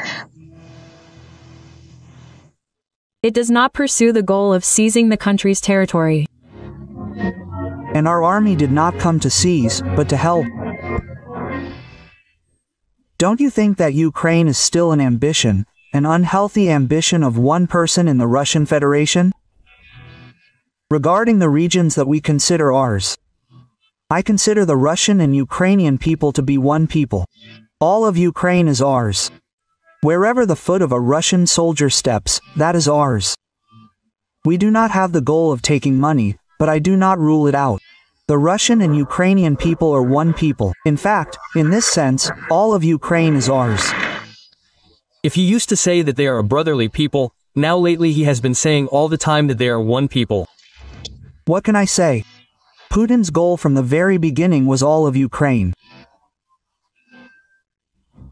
That is why on February 24, 2022, he went in columns to Kyiv, Kharkiv and other cities clockwise all the way to Odessa. And if he did not reach Odessa, it is only because he was stopped near Nikolaev. They are not there. Why? Because they got it. That's all. And if he lost Kherson, it was only because he was driven out of there by Ukrainian troops, just as he was driven out of Kyiv, Chernigov, Sumy and Kharkiv. And where are they now? Kiev region. Perhaps the difference between then and now is that Putin used to be forced to disguise his intentions under some euphemisms, because he was rebuffed, including by Biden, no matter how insufficient the American aid provided to Ukraine was, and now he has become so bold that he does not consider it necessary to hide his intentions. So he says, we want everything, where we get to, we will get there. We will take as much as we can, quote. But we will not stop. We need all of Ukraine. We call it different things. We call it denazification. Try to achieve denazification if we do not have political control over this territory. We need demilitarization. Try to ensure militarization, that is, the absence of military power in a country that is independent, sovereign and has the support of NATO. This is impossible without establishing control over the entirety of this territory.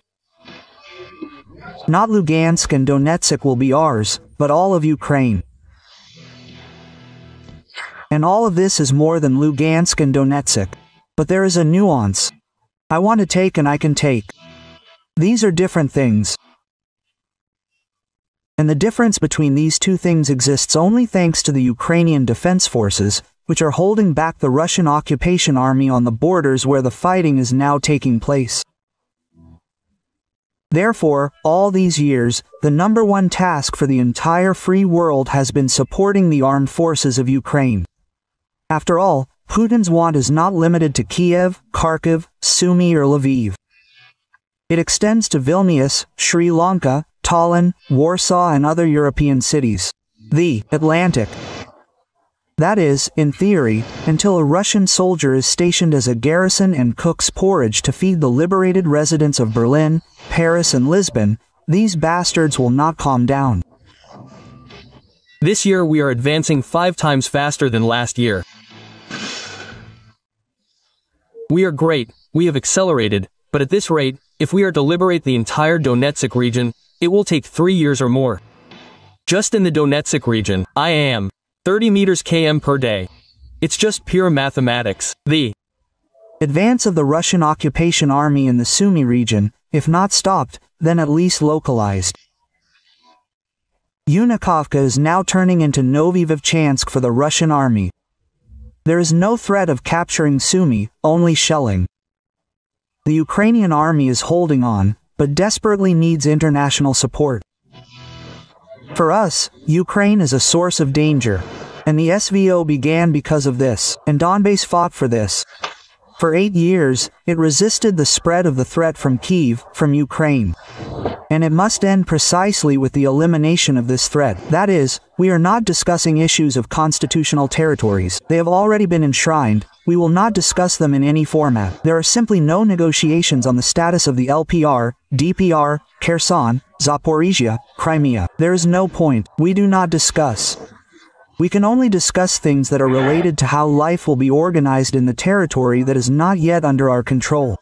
I have a lot of questions about the Odessa, Nikolaev, Dnipropetrovsk and Kharkiv People's Republics. Absolutely right, because there are a lot of questions. Vladimir Vladimirovich imagines himself to be a great geopolitician, a historical figure. He is very concerned with the question of how to enter the history textbooks. He is not concerned with the question of, the lack of warm toilets in the Tavera region, in schools. This is all nonsense. But geopolitics, this is his. Frankly, history knows a huge number of examples when a mentally ill person stood at the head of the country. But this is it. But history has experienced this, chewed it over and spat it out. And this will pass. Changing the demarcation line of influence zones in Europe, denoting Central Europe and throwing the United States of America out of Europe. This is his official goal, the strategic goal not only of Putin, but of these very circles, this very, revanchist, group, in the Russian leadership and in Russian society, but of the group that perceives all of Central Europe as a zone of influence of Russia. And the question is, why should he stop? He should use this very moment to fix the new state, to compensate for that very geopolitical catastrophe that happened in 1991, which Putin has spoken about more than once. And then he can say, yes, now we can, at least for a while, suspend military action. I am a Russian, and I do not need foreign territories. I do not need Crimea, that is Ukraine. I do not need Donetsk and Lugansk. These territories also belong to Ukraine.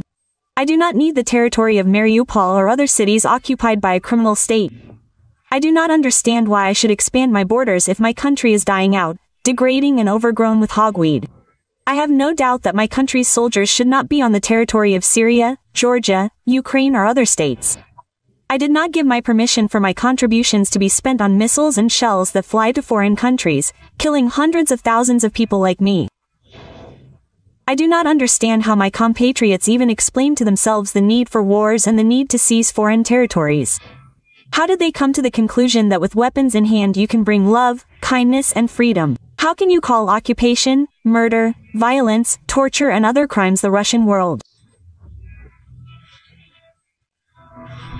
Today's Russia is a threat to the entire sane world of militarization.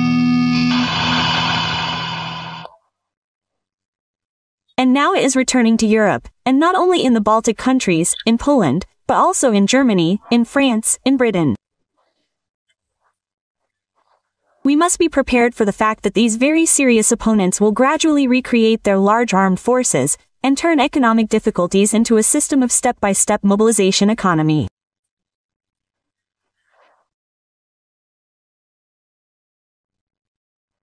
The Atomic Energy Organization of Iran announced that the Islamic Republic will significantly increase the production of enriched uranium.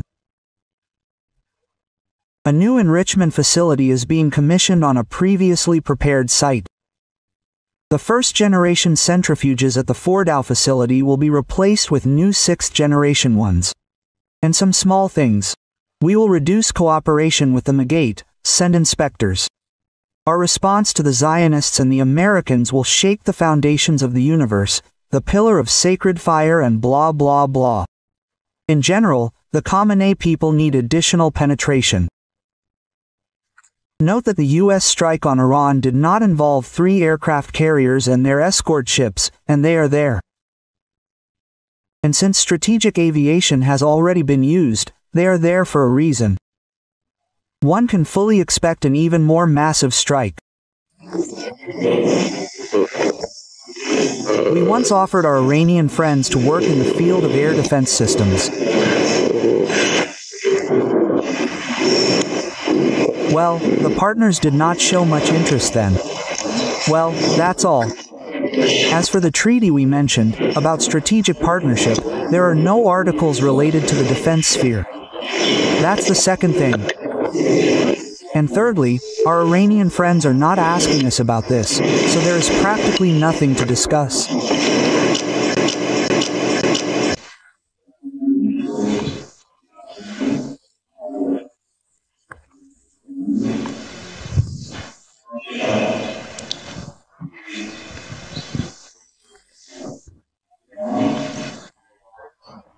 There's another indirect sign that the Israeli Air Force has seized and firmly held air superiority. This is information about the losses of Israeli aircraft. Well, there is no information that would say that the Iranian side is going to show captured pilots and downed fragments, but so far what was passed off as a downed modern American F-35 fighter, but to put it mildly, there was no word for it at all. Well, that's not even the point, you understand? During any combat operations, there are losses. Even when they are within 4 to 5%, they are considered acceptable. There, 10 to 15, that's already sensitive. Well, here, well, even if you show this captured pilot, the downed plane, well, what does that mean? This means that air supremacy remains with the Israeli Air Force. Judging by the initial reports, the results are quite satisfactory, or rather, approximately what was planned. Of course, we are talking about an event of colossal importance for the Middle East region and for world politics in general, for the situation in the Middle East. The Americans intervened in the war. This changes the situation both from a military and strategic point of view, because after the military, of course, the Americans are able to add more to Israel's capabilities. They have already done this. Accordingly, certain military problems can be resolved more radically and more quickly. But besides everything else, by intervening in the war, the Americans took upon themselves, perhaps to a significant extent, I will not say responsibility, but, let's say, responsibility for some kind of political settlement, hypothetical. That is, if Iran does agree to some kind of settlement, then, in fact, it will be with the Americans, who, if earlier they were, well, let's call it that, involved in a voluntary mode, now they are direct participants. Well, and, in addition, a variety of scenarios are possible. Iranian strikes on the Americans. I was literally not aware of the last minutes. It seems like there was a strike on us. By the way, I managed to hear that you discussed the shelling of certain objects by the Iranians, in particular the statement on the Nastazione Institute for Biological Research. In fact, there is such an institute and it is a secret facility. It is related to the Ministry of Defense, but I can say firsthand that I do not know what else was the target, but tens of meters from my house, literally several dozen in the middle of a residential area, a submunition exploded. In fact, I am now considering the damage from what happened. Submunitions are part of a multiple warhead of a missile that spreads out to hit a wide area. So, imagine, it was used against a city, from which the nearest military facility, I mean not from the city, from the place where the submunition landed, is very far. And on the other hand, a submunition, and they're spread over a city is a cluster munition. This is a sign of a direct war crime, when you shell a populated area. The principle, to cover a large area. There is no talk of any accuracy. And there is no talk of certain objects being there. The desire to hit as many people as possible. Fortunately, in our place this did not happen. Property damage is material. Well, a clear example of Iran's actions, no matter where they were aiming. In other cases, there are obvious cases of deliberate shelling of cities and the principle of whoever God sends. We have seen that over the last few days the American military has been moving troops closer to this region. Yes, there are ships and planes and so on. Tell me, do you think the Iranian authorities had any room to maneuver to, I don't know, somehow strengthen this facility in Fordow even more or do something to secure their, so to speak, peaceful nuclear program? No, of course, they didn't have the slightest opportunity. The only opportunity was to remove something from certain facilities if they assumed that they would be subject to strikes. Perhaps this was done, but in any case, it was a minor matter. To dismantle serious property. It's hard for me to say how it works technically, but in any case, it should take a lot of time from the point of view of air defense. Naturally, Iran had nothing to do here at all. By the way, in recent days I was especially amused by the statements of some Russian commentators that the Americans are afraid or will be afraid to strike this facility because of the alleged presence of Russian-made air defense systems somewhere there. Naturally, this was funny and could not have been an obstacle. However, the Russian-made systems were destroyed earlier by the Israeli army. In any case, the Iranians had nothing to do. The only thing that could have stopped this was if the Iranian government had accepted the demands of the United States.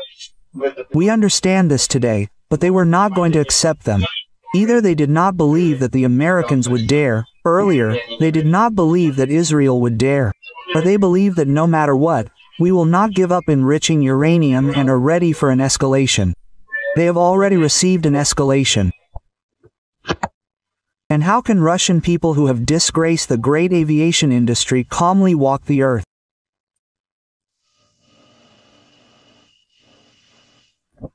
The homeland of Antonov, Tupolev, Sukhoi, Mikhail, Gurevich.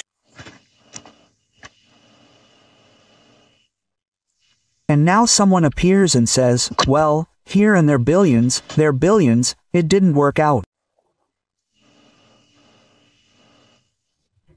Degrees should be annulled. You are not aircraft engineers, you are not designers, you are a disgrace to the people, you have disgraced the country.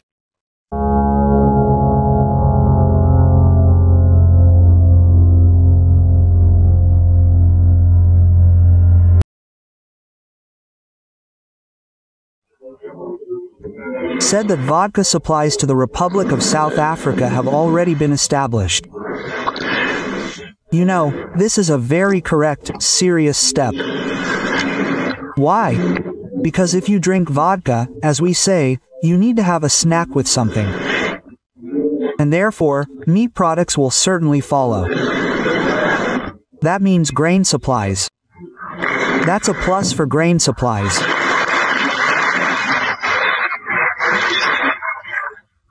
For example, We are getting together with our friends from Bahrain and creating a whole hub there for the supply of wheat from Russia.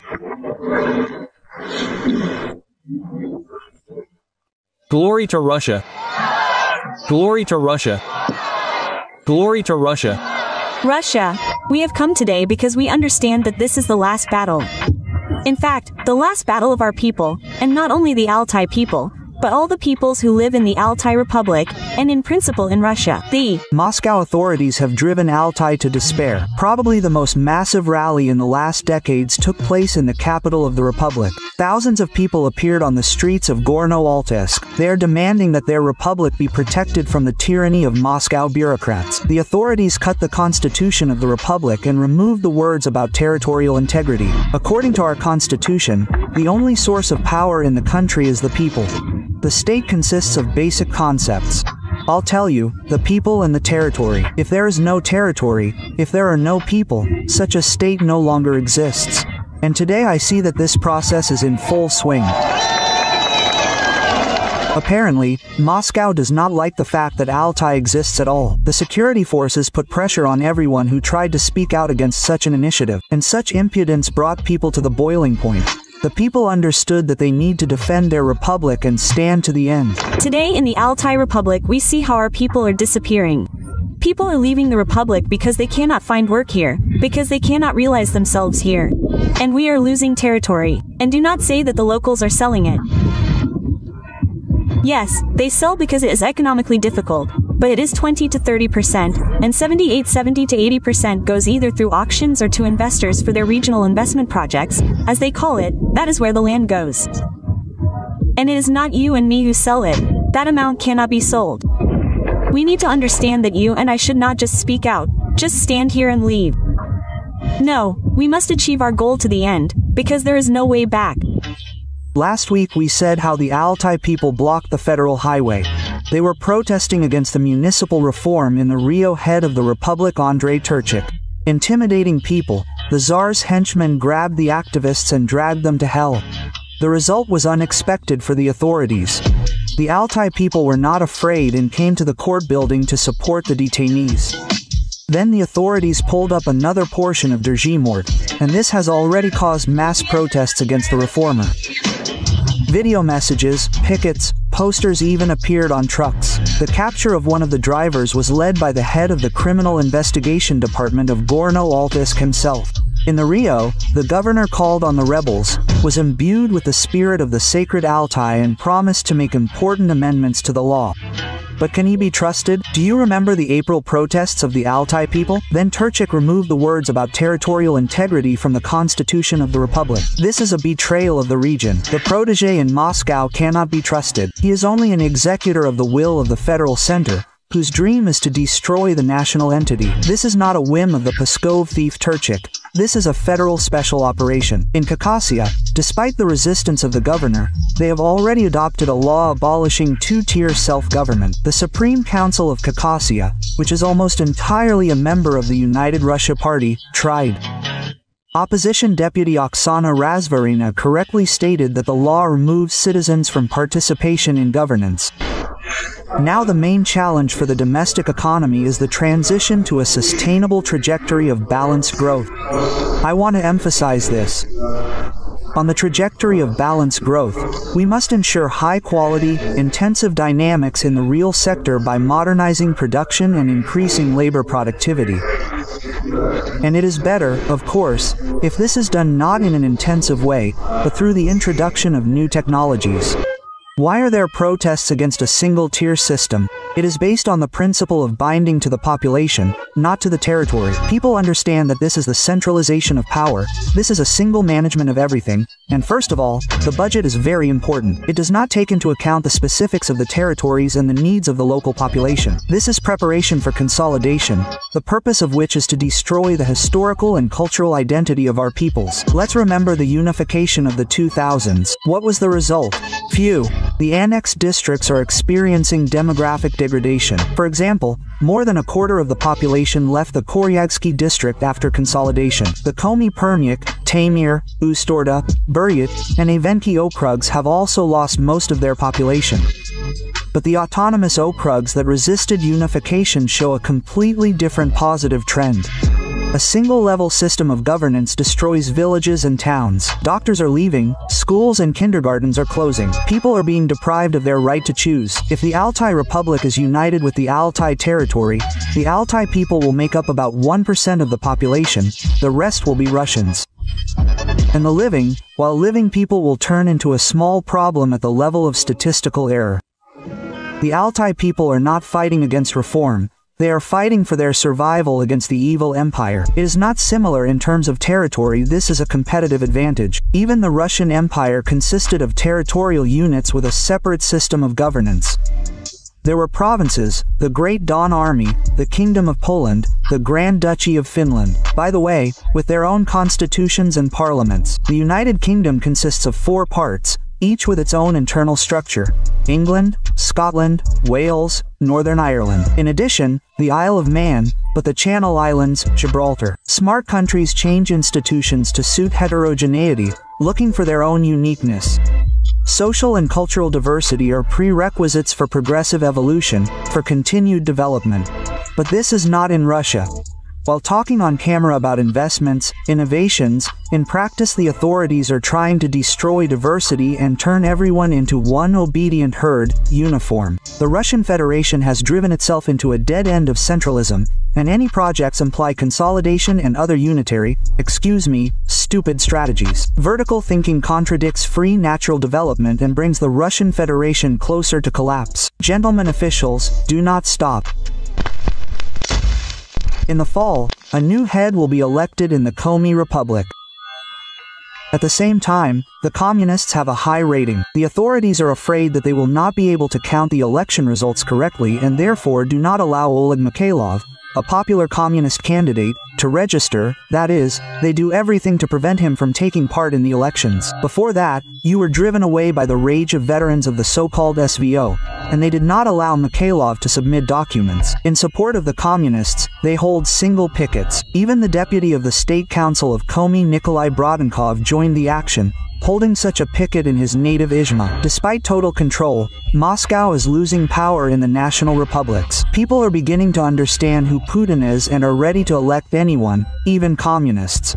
By the way, inventors without alternative elections. What they fought for, they got. They are ready to elect anyone, just not Putin's united Russia. This is already a warning sign. Russia cannot be defeated.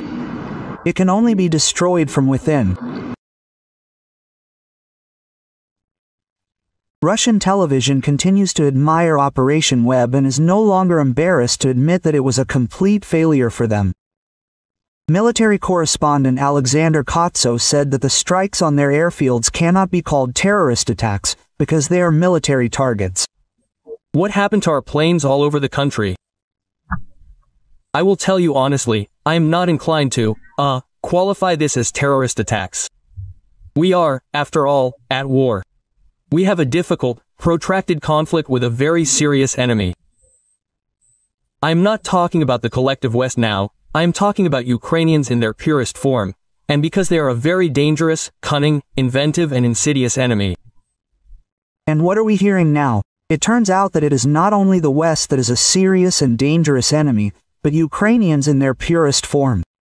If at the beginning of a full-scale invasion they were told that they would publicly recognize the professionalism of the Ukrainian special services and would suffer such losses, the Z-patriots would only laugh. After all, his colleagues are still trying to convince the people that they are fighting the collective West, and that is why they have been marking time for years. We are fighting NATO, you are an ignorant Nazi. But Kotz admitted that all this is a lie, and they cannot cope with the Ukrainian armed forces. I'm also not a supporter of blaming everything on Western intelligence agencies. Many of our highly respected authoritative experts today say, it was not the Ukrainians who did this, it was Misha, it was Masad, it was the CIA. Listen, let's not make our enemy, a serious enemy with whom we are fighting on the ground, some kind of stupid monkey that is incapable of anything without its curators Misha or Masad. This is not true. The Ukrainians are very inventive, very cunning, as I have already said. That is, now Russian war correspondents themselves admit that their propaganda is brazenly lying and underestimating the enemy's strength, calling Ukraine a puppet of the West that is incapable of anything without their help. Some aircraft that we no longer make, well, like the Tu-95, for example, yes, the idea itself, the execution itself, it seems to me, is purely Ukrainian. I would still say that this is sabotage, not a terrorist attack, because we are at war and they attacked military airfields, not civilian ones. What happened in terms of execution? Yes, we see this, very, painstakingly prepared in conspiracy theories, conditionally conspiracy theories, sabotage, when, in a rented warehouse, they prepared several trucks that loaded portable cabins, yes, in the roof of which devices were mounted, in which all the fronts were located, controlled via cellular internet through GSM modules. There are a lot of questions. Firstly, well, we were completely unprepared for the fact that there is no rear with these technologies, the question of using FPV drones in the deep rear, but it was a matter of time. Here you go, this time has come. That is, according to the Kremlin war correspondent, as a result of Putin's wisest decisions, Russia no longer has a rear and there are no safe places left in the country. After all, Ukraine can reach anywhere and hit targets thousands of kilometers from the border. This is an issue that we have also been discussing, but I don't know for how many years. The issue of protecting our aircraft at airfields. The issue of physical protection. We are now getting videos from, I think, 2021, where our former head of the Ministry of Defense says that the construction of reinforced concrete shelters at airfields has begun. Where these reinforced concrete shelters are, is unclear. There are no safe places now. I don't know what will happen next. Maybe there will be a submarine base in Kamchatka, nuclear, or in Vedyevo, yes, in the Northern Fleet. Anything. Or launches or launch silos of our strategic nuclear forces there. I don't know what will happen next. The question, again, is about the work of agents, when such a whole organization, yes, clandestine, operates in Russia. That's why it wasn't opened. With this, of course, there are many questions. Here, patriots are already commenting in panic on what is happening with the Russian economy. Gherkin's comrade Maxim Kalashnikov said that Russia is moving toward an economic collapse, because of which a real revolution against the current government could begin in the country. Despite all these cheerful statements that everything is fine, everything is moving forward, we are winning. No, guys, unfortunately, the situation is very bad. I have long forgotten, I ignore words about unprecedented economic growth. Everything, even officially it has stopped, that we have the fourth economy in the world by some purchasing power parity. It is impossible not to see what is happening in the rear right now in the economy. A laminar process of crisis payments, then our production begins to fall, B fall, and first of all, production with high added value falls. As a rule, it begins with the fact that you do not have enough sales for your products and you begin to have problems with liquidity and financial flows. In this situation, the first thing you have to save on, there are no other options, is to reduce the level of wages for workers. You have been gathering them for 3 years, preparing them, teaching them, there were not enough turners, welders, plowmen. And now you say a 4-day week, and unpaid leave and everything else. We, as a plant, were one of those who supplied products to both Roselmarsh and the Jurovsky plant. I have not supplied either one for more than 6 months. Those unpleasant things that happen at Roselmarsh, you see, here is one problem, in my opinion, due to the scale of this company, that trouble, that is happening there, it has become widely known to the whole country, but because they are big, because they cannot go unnoticed. But this is only the money from the very top. After all, the same situation is with everyone. That is, they also have 12,000 people working there, who are at the main enterprises. In total, Roselmarsh employs approximately 60,000 people in the country in mechanical engineering and 60,000 people in high-value added production. This means that their sales have stopped. Now these bankruptcies are not declared only because people, even under the risk of criminal prosecution, understand that if they declare this case, then what they have been doing for 15 to 20 years, recreating factories in Rostov, in St. Petersburg, in Yaroslavl, in Tutayev, this is everything that people have put their strength and health into for the last 15 years, reviving these enterprises, it will all go down the drain, simply because they will lose their youth and declare themselves bankrupt. And people are taking risks, but this is yes, up to a certain limit. Our ruble has been falling, it was 100, it became 79.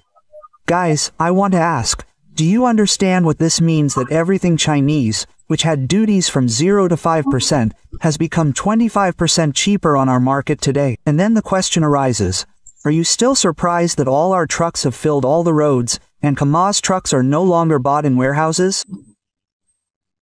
We can state that an economic explosion is being prepared in the rear, which should literally burst out in a few months, that a crisis of non-payments will be generated, like in the 90s, in the terrible 90s, which led to the shutdown of enterprises, throwing people out onto the streets.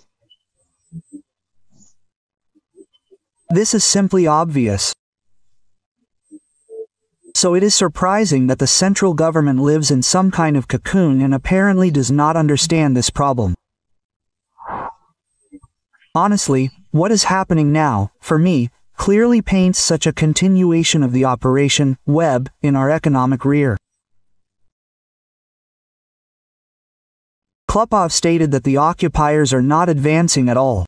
They are advancing too slowly. There are no breakthroughs in any direction. It would seem that we are talking about increasing our capabilities through symmetrical strikes. Ukraine has clearly shown us this. We have experienced it in our own example. The asymmetrical strike on Kursk brought us a lot of trouble. It is not possible to say, but it is necessary to once again raise the issue of changes at the front, a change in this position. Maybe someone will be satisfied with this, that thank God, that at least we are advancing this way, without any breakthroughs.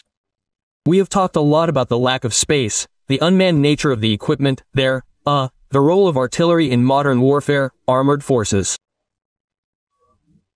But nevertheless, we also have a general staff, which leads both academies and research institutes. We need to get out of this situation, this creeping offensive, new forms and methods of using troops. And, accordingly, based on this, it is necessary to return again to the question of, the destruction of the leadership. Israel showed us that they practically decapitated both Qasr and the armed forces of Iran.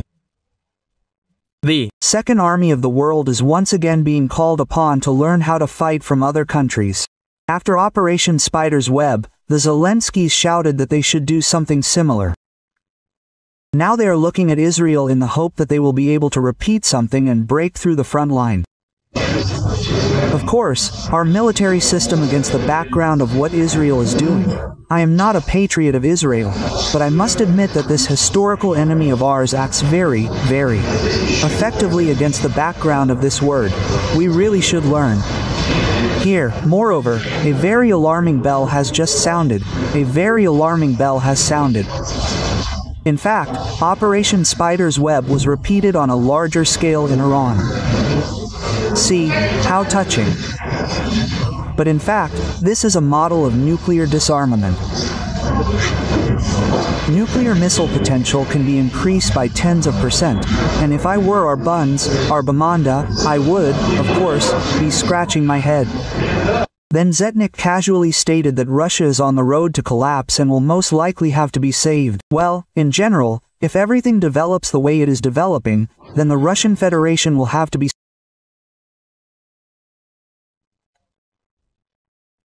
Colonel Klupov stated that Russian television shows footage of an intensive and successful offensive, which is not true.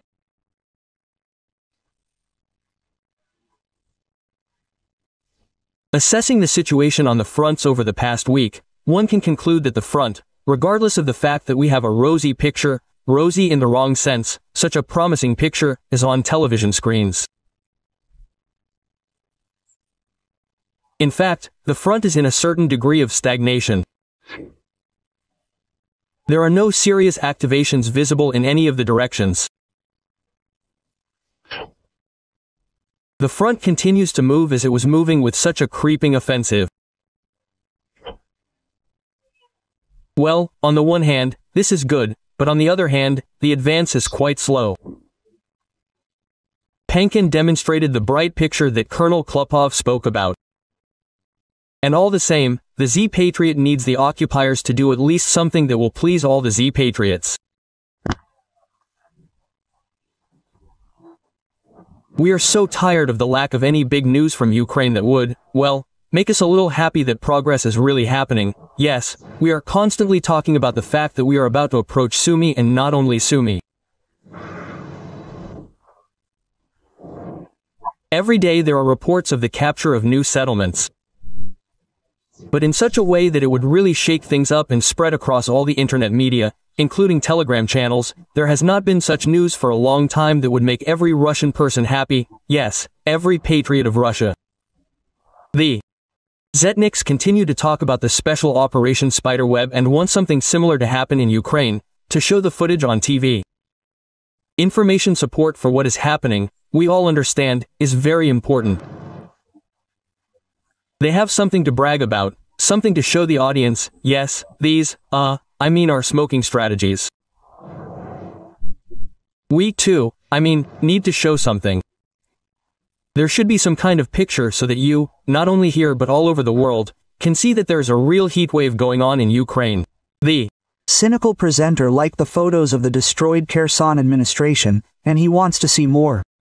At the same time, the Zetniks do not say a word about the fact that they are striking at civilian infrastructure. It still does not fit in my head that Russians can only be happy about other people's grief. It was a beautiful shot, really beautiful, a blow to the Kherson administration. Now that's what I understand. These are the kind of shots that are needed so that they run to the best telegram houses, so that there is something to show. This would remind us once again that we are really moving forward, that we are really determined. Well, Kalashnikov is still offering his ideas for conducting military operations. He is right about one thing. Ukraine continues to weave a web into which Russia will inevitably get caught. The intelligence headquarters is, in general, what stands in Kyiv, in the 4th year of the war, unharmed. Here the SBU and the GERs are there. In fact, their leaders continue to weave a web.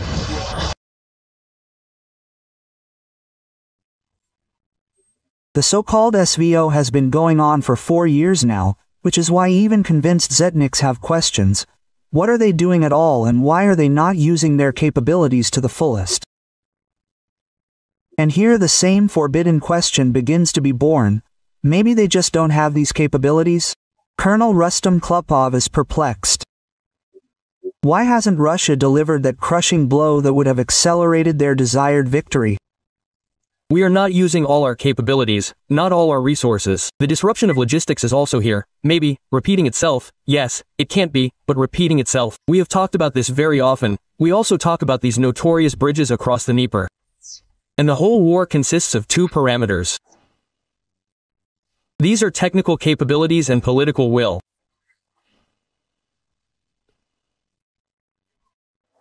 The question is, we don't have the technical capabilities to destroy these bridges or, therefore, the leadership says, stop, let's wait for some reason. But if this is a technical capability, it is easily resolved. If we had set ourselves the goal of destroying the bridge on the Liman near Odessa, that's it, no one talks about it. They tried to restore it several times, but destroyed it again. Even today it is unclear whether it is in good condition or not. The same thing happened with any other bridge, like the Antonovsky Bridge. They tried to destroy it with their HIMARS. At first, nothing worked. In the end, we blew it up ourselves and made it completely unusable. And here, too, we have the strength and the ability and the means to reach every bridge. Technically, through intelligence means, anyway, asymmetrical strikes. It would seem that we are talking about, increasing our capabilities through symmetrical strikes. Ukraine has clearly shown us, we experienced this by our own example, the asymmetrical strike on Kursk brought us a lot of trouble. And now we have liberated the territories, thank God, and we are very seriously monitoring that this does not happen there in any of the other directions. Why don't we create the same conditions in the Bryansk direction, in the Kiev direction, in the Lvov direction? Let's return to this topic again in order to stretch the front line. So, the Ukrainian side does not have enough forces and resources to close all the gaps. And it is difficult for them, difficult enough to stretch their forces in these directions in order to weaken their resistance in the direction of the main attack.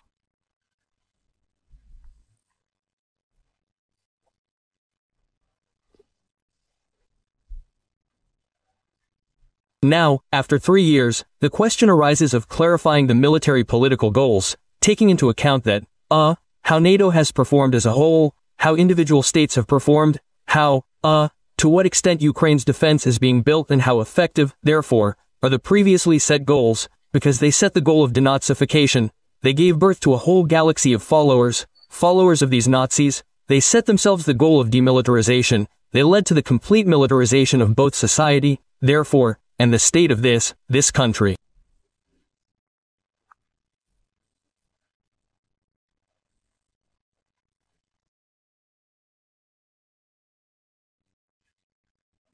Alexander Chelenko, a journalist who betrayed Ukraine back in 2014, admitted that people in the occupied territories still watch Ukrainian television via satellite dishes, which is why he called for fighting this problem.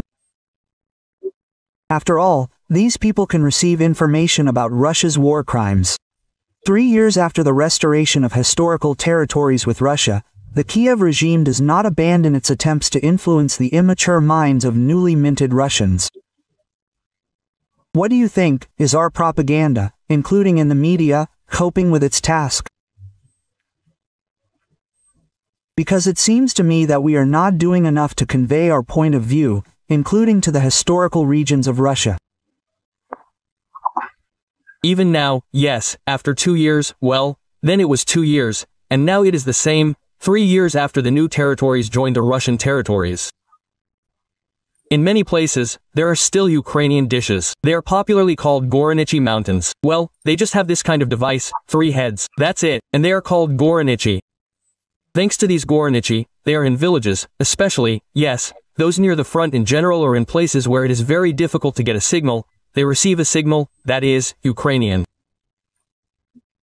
And imagine that people there have been citizens of Russia for 2 years or 3, and they still receive Ukrainian television.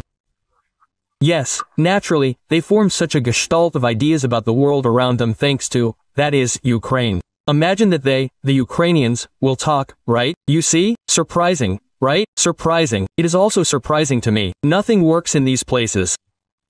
There is no cable television, even mobile communications barely work. The mobile operators there, the one that transmits the television signal, they can only receive information thanks to satellite antennas. That's all there is. Well, if there is electricity, of course, they came up with, there, I think, the People's Front or whatever this organization is called, the Front, yes, they came up with, such a free, a free solution to the problem. They come and quickly change all these dishes. They, thanks to these dishes, they broadcast, 20 TV channels. First of all, these are all the main federal channels, starting from the first one, ending with, NTV and, some entertainment channels. 20. Well, it's quite normal to receive Russian information, the Russian point of view. So, a girl was telling me literally a week ago that she walked around the center of Donetsk and, in many places she saw these Goronichi, yes, she said, I don't know, not in Rabishistan, but they are there. And it seems like from 26 onwards, repressive measures will begin. Quote, I think that this is right, yes, that's what whoever didn't exchange, that's what they cut everything off, yes, remove, because there really is a war going on now. So it is known that we can't give the enemy propaganda machine a chance, yes, to work on our territory, ours, so to speak, to liquefy our brains. I even talked to Push Island's advisor Elena Nikodina. She told me that in many liberated places there is simply no electricity, that is, It is impossible to receive any signal there. And our point of view is transmitted with the help of newspapers that we bring them there, right? That is, we explain to them there, so to speak, the party's policy. We need to explain to the locals that you are not Ukraine there, yes, that you are Novorossiya, a historical Russian land, that you should have, yes, it's okay, you are the descendants of Ukrainians there, but you are Russified. Russian culture has long been your native culture. You speak Russian, yes, you are Orthodox there, of the Moscow Patriarchate in 1914-15. Motorola was driving around Donetsk, in a jeep there and at full blast. He was putting on Ocean Elzy there, Yana, I'll give up on the failure and so on and so forth. That's what he wasn't shy about, that's how he liked it and so on. But that was in 1914-15. Now, let's say, well, how would you start listening to something Ukrainian? It always raises questions there in the frontline zones. That means questions, probably, yes. Questions, yes, about what? So what? You don't sympathize with Ukraine. And if you sympathize, aren't you a spy, right? That is, they don't need these questions. And so I, talked to guys who had encountered such things. They weren't listening to music, but some programs were playing loud sounds. The neighbors, called the relevant authorities and said, we have some kind of, Ukrainian spy behind the wall. Check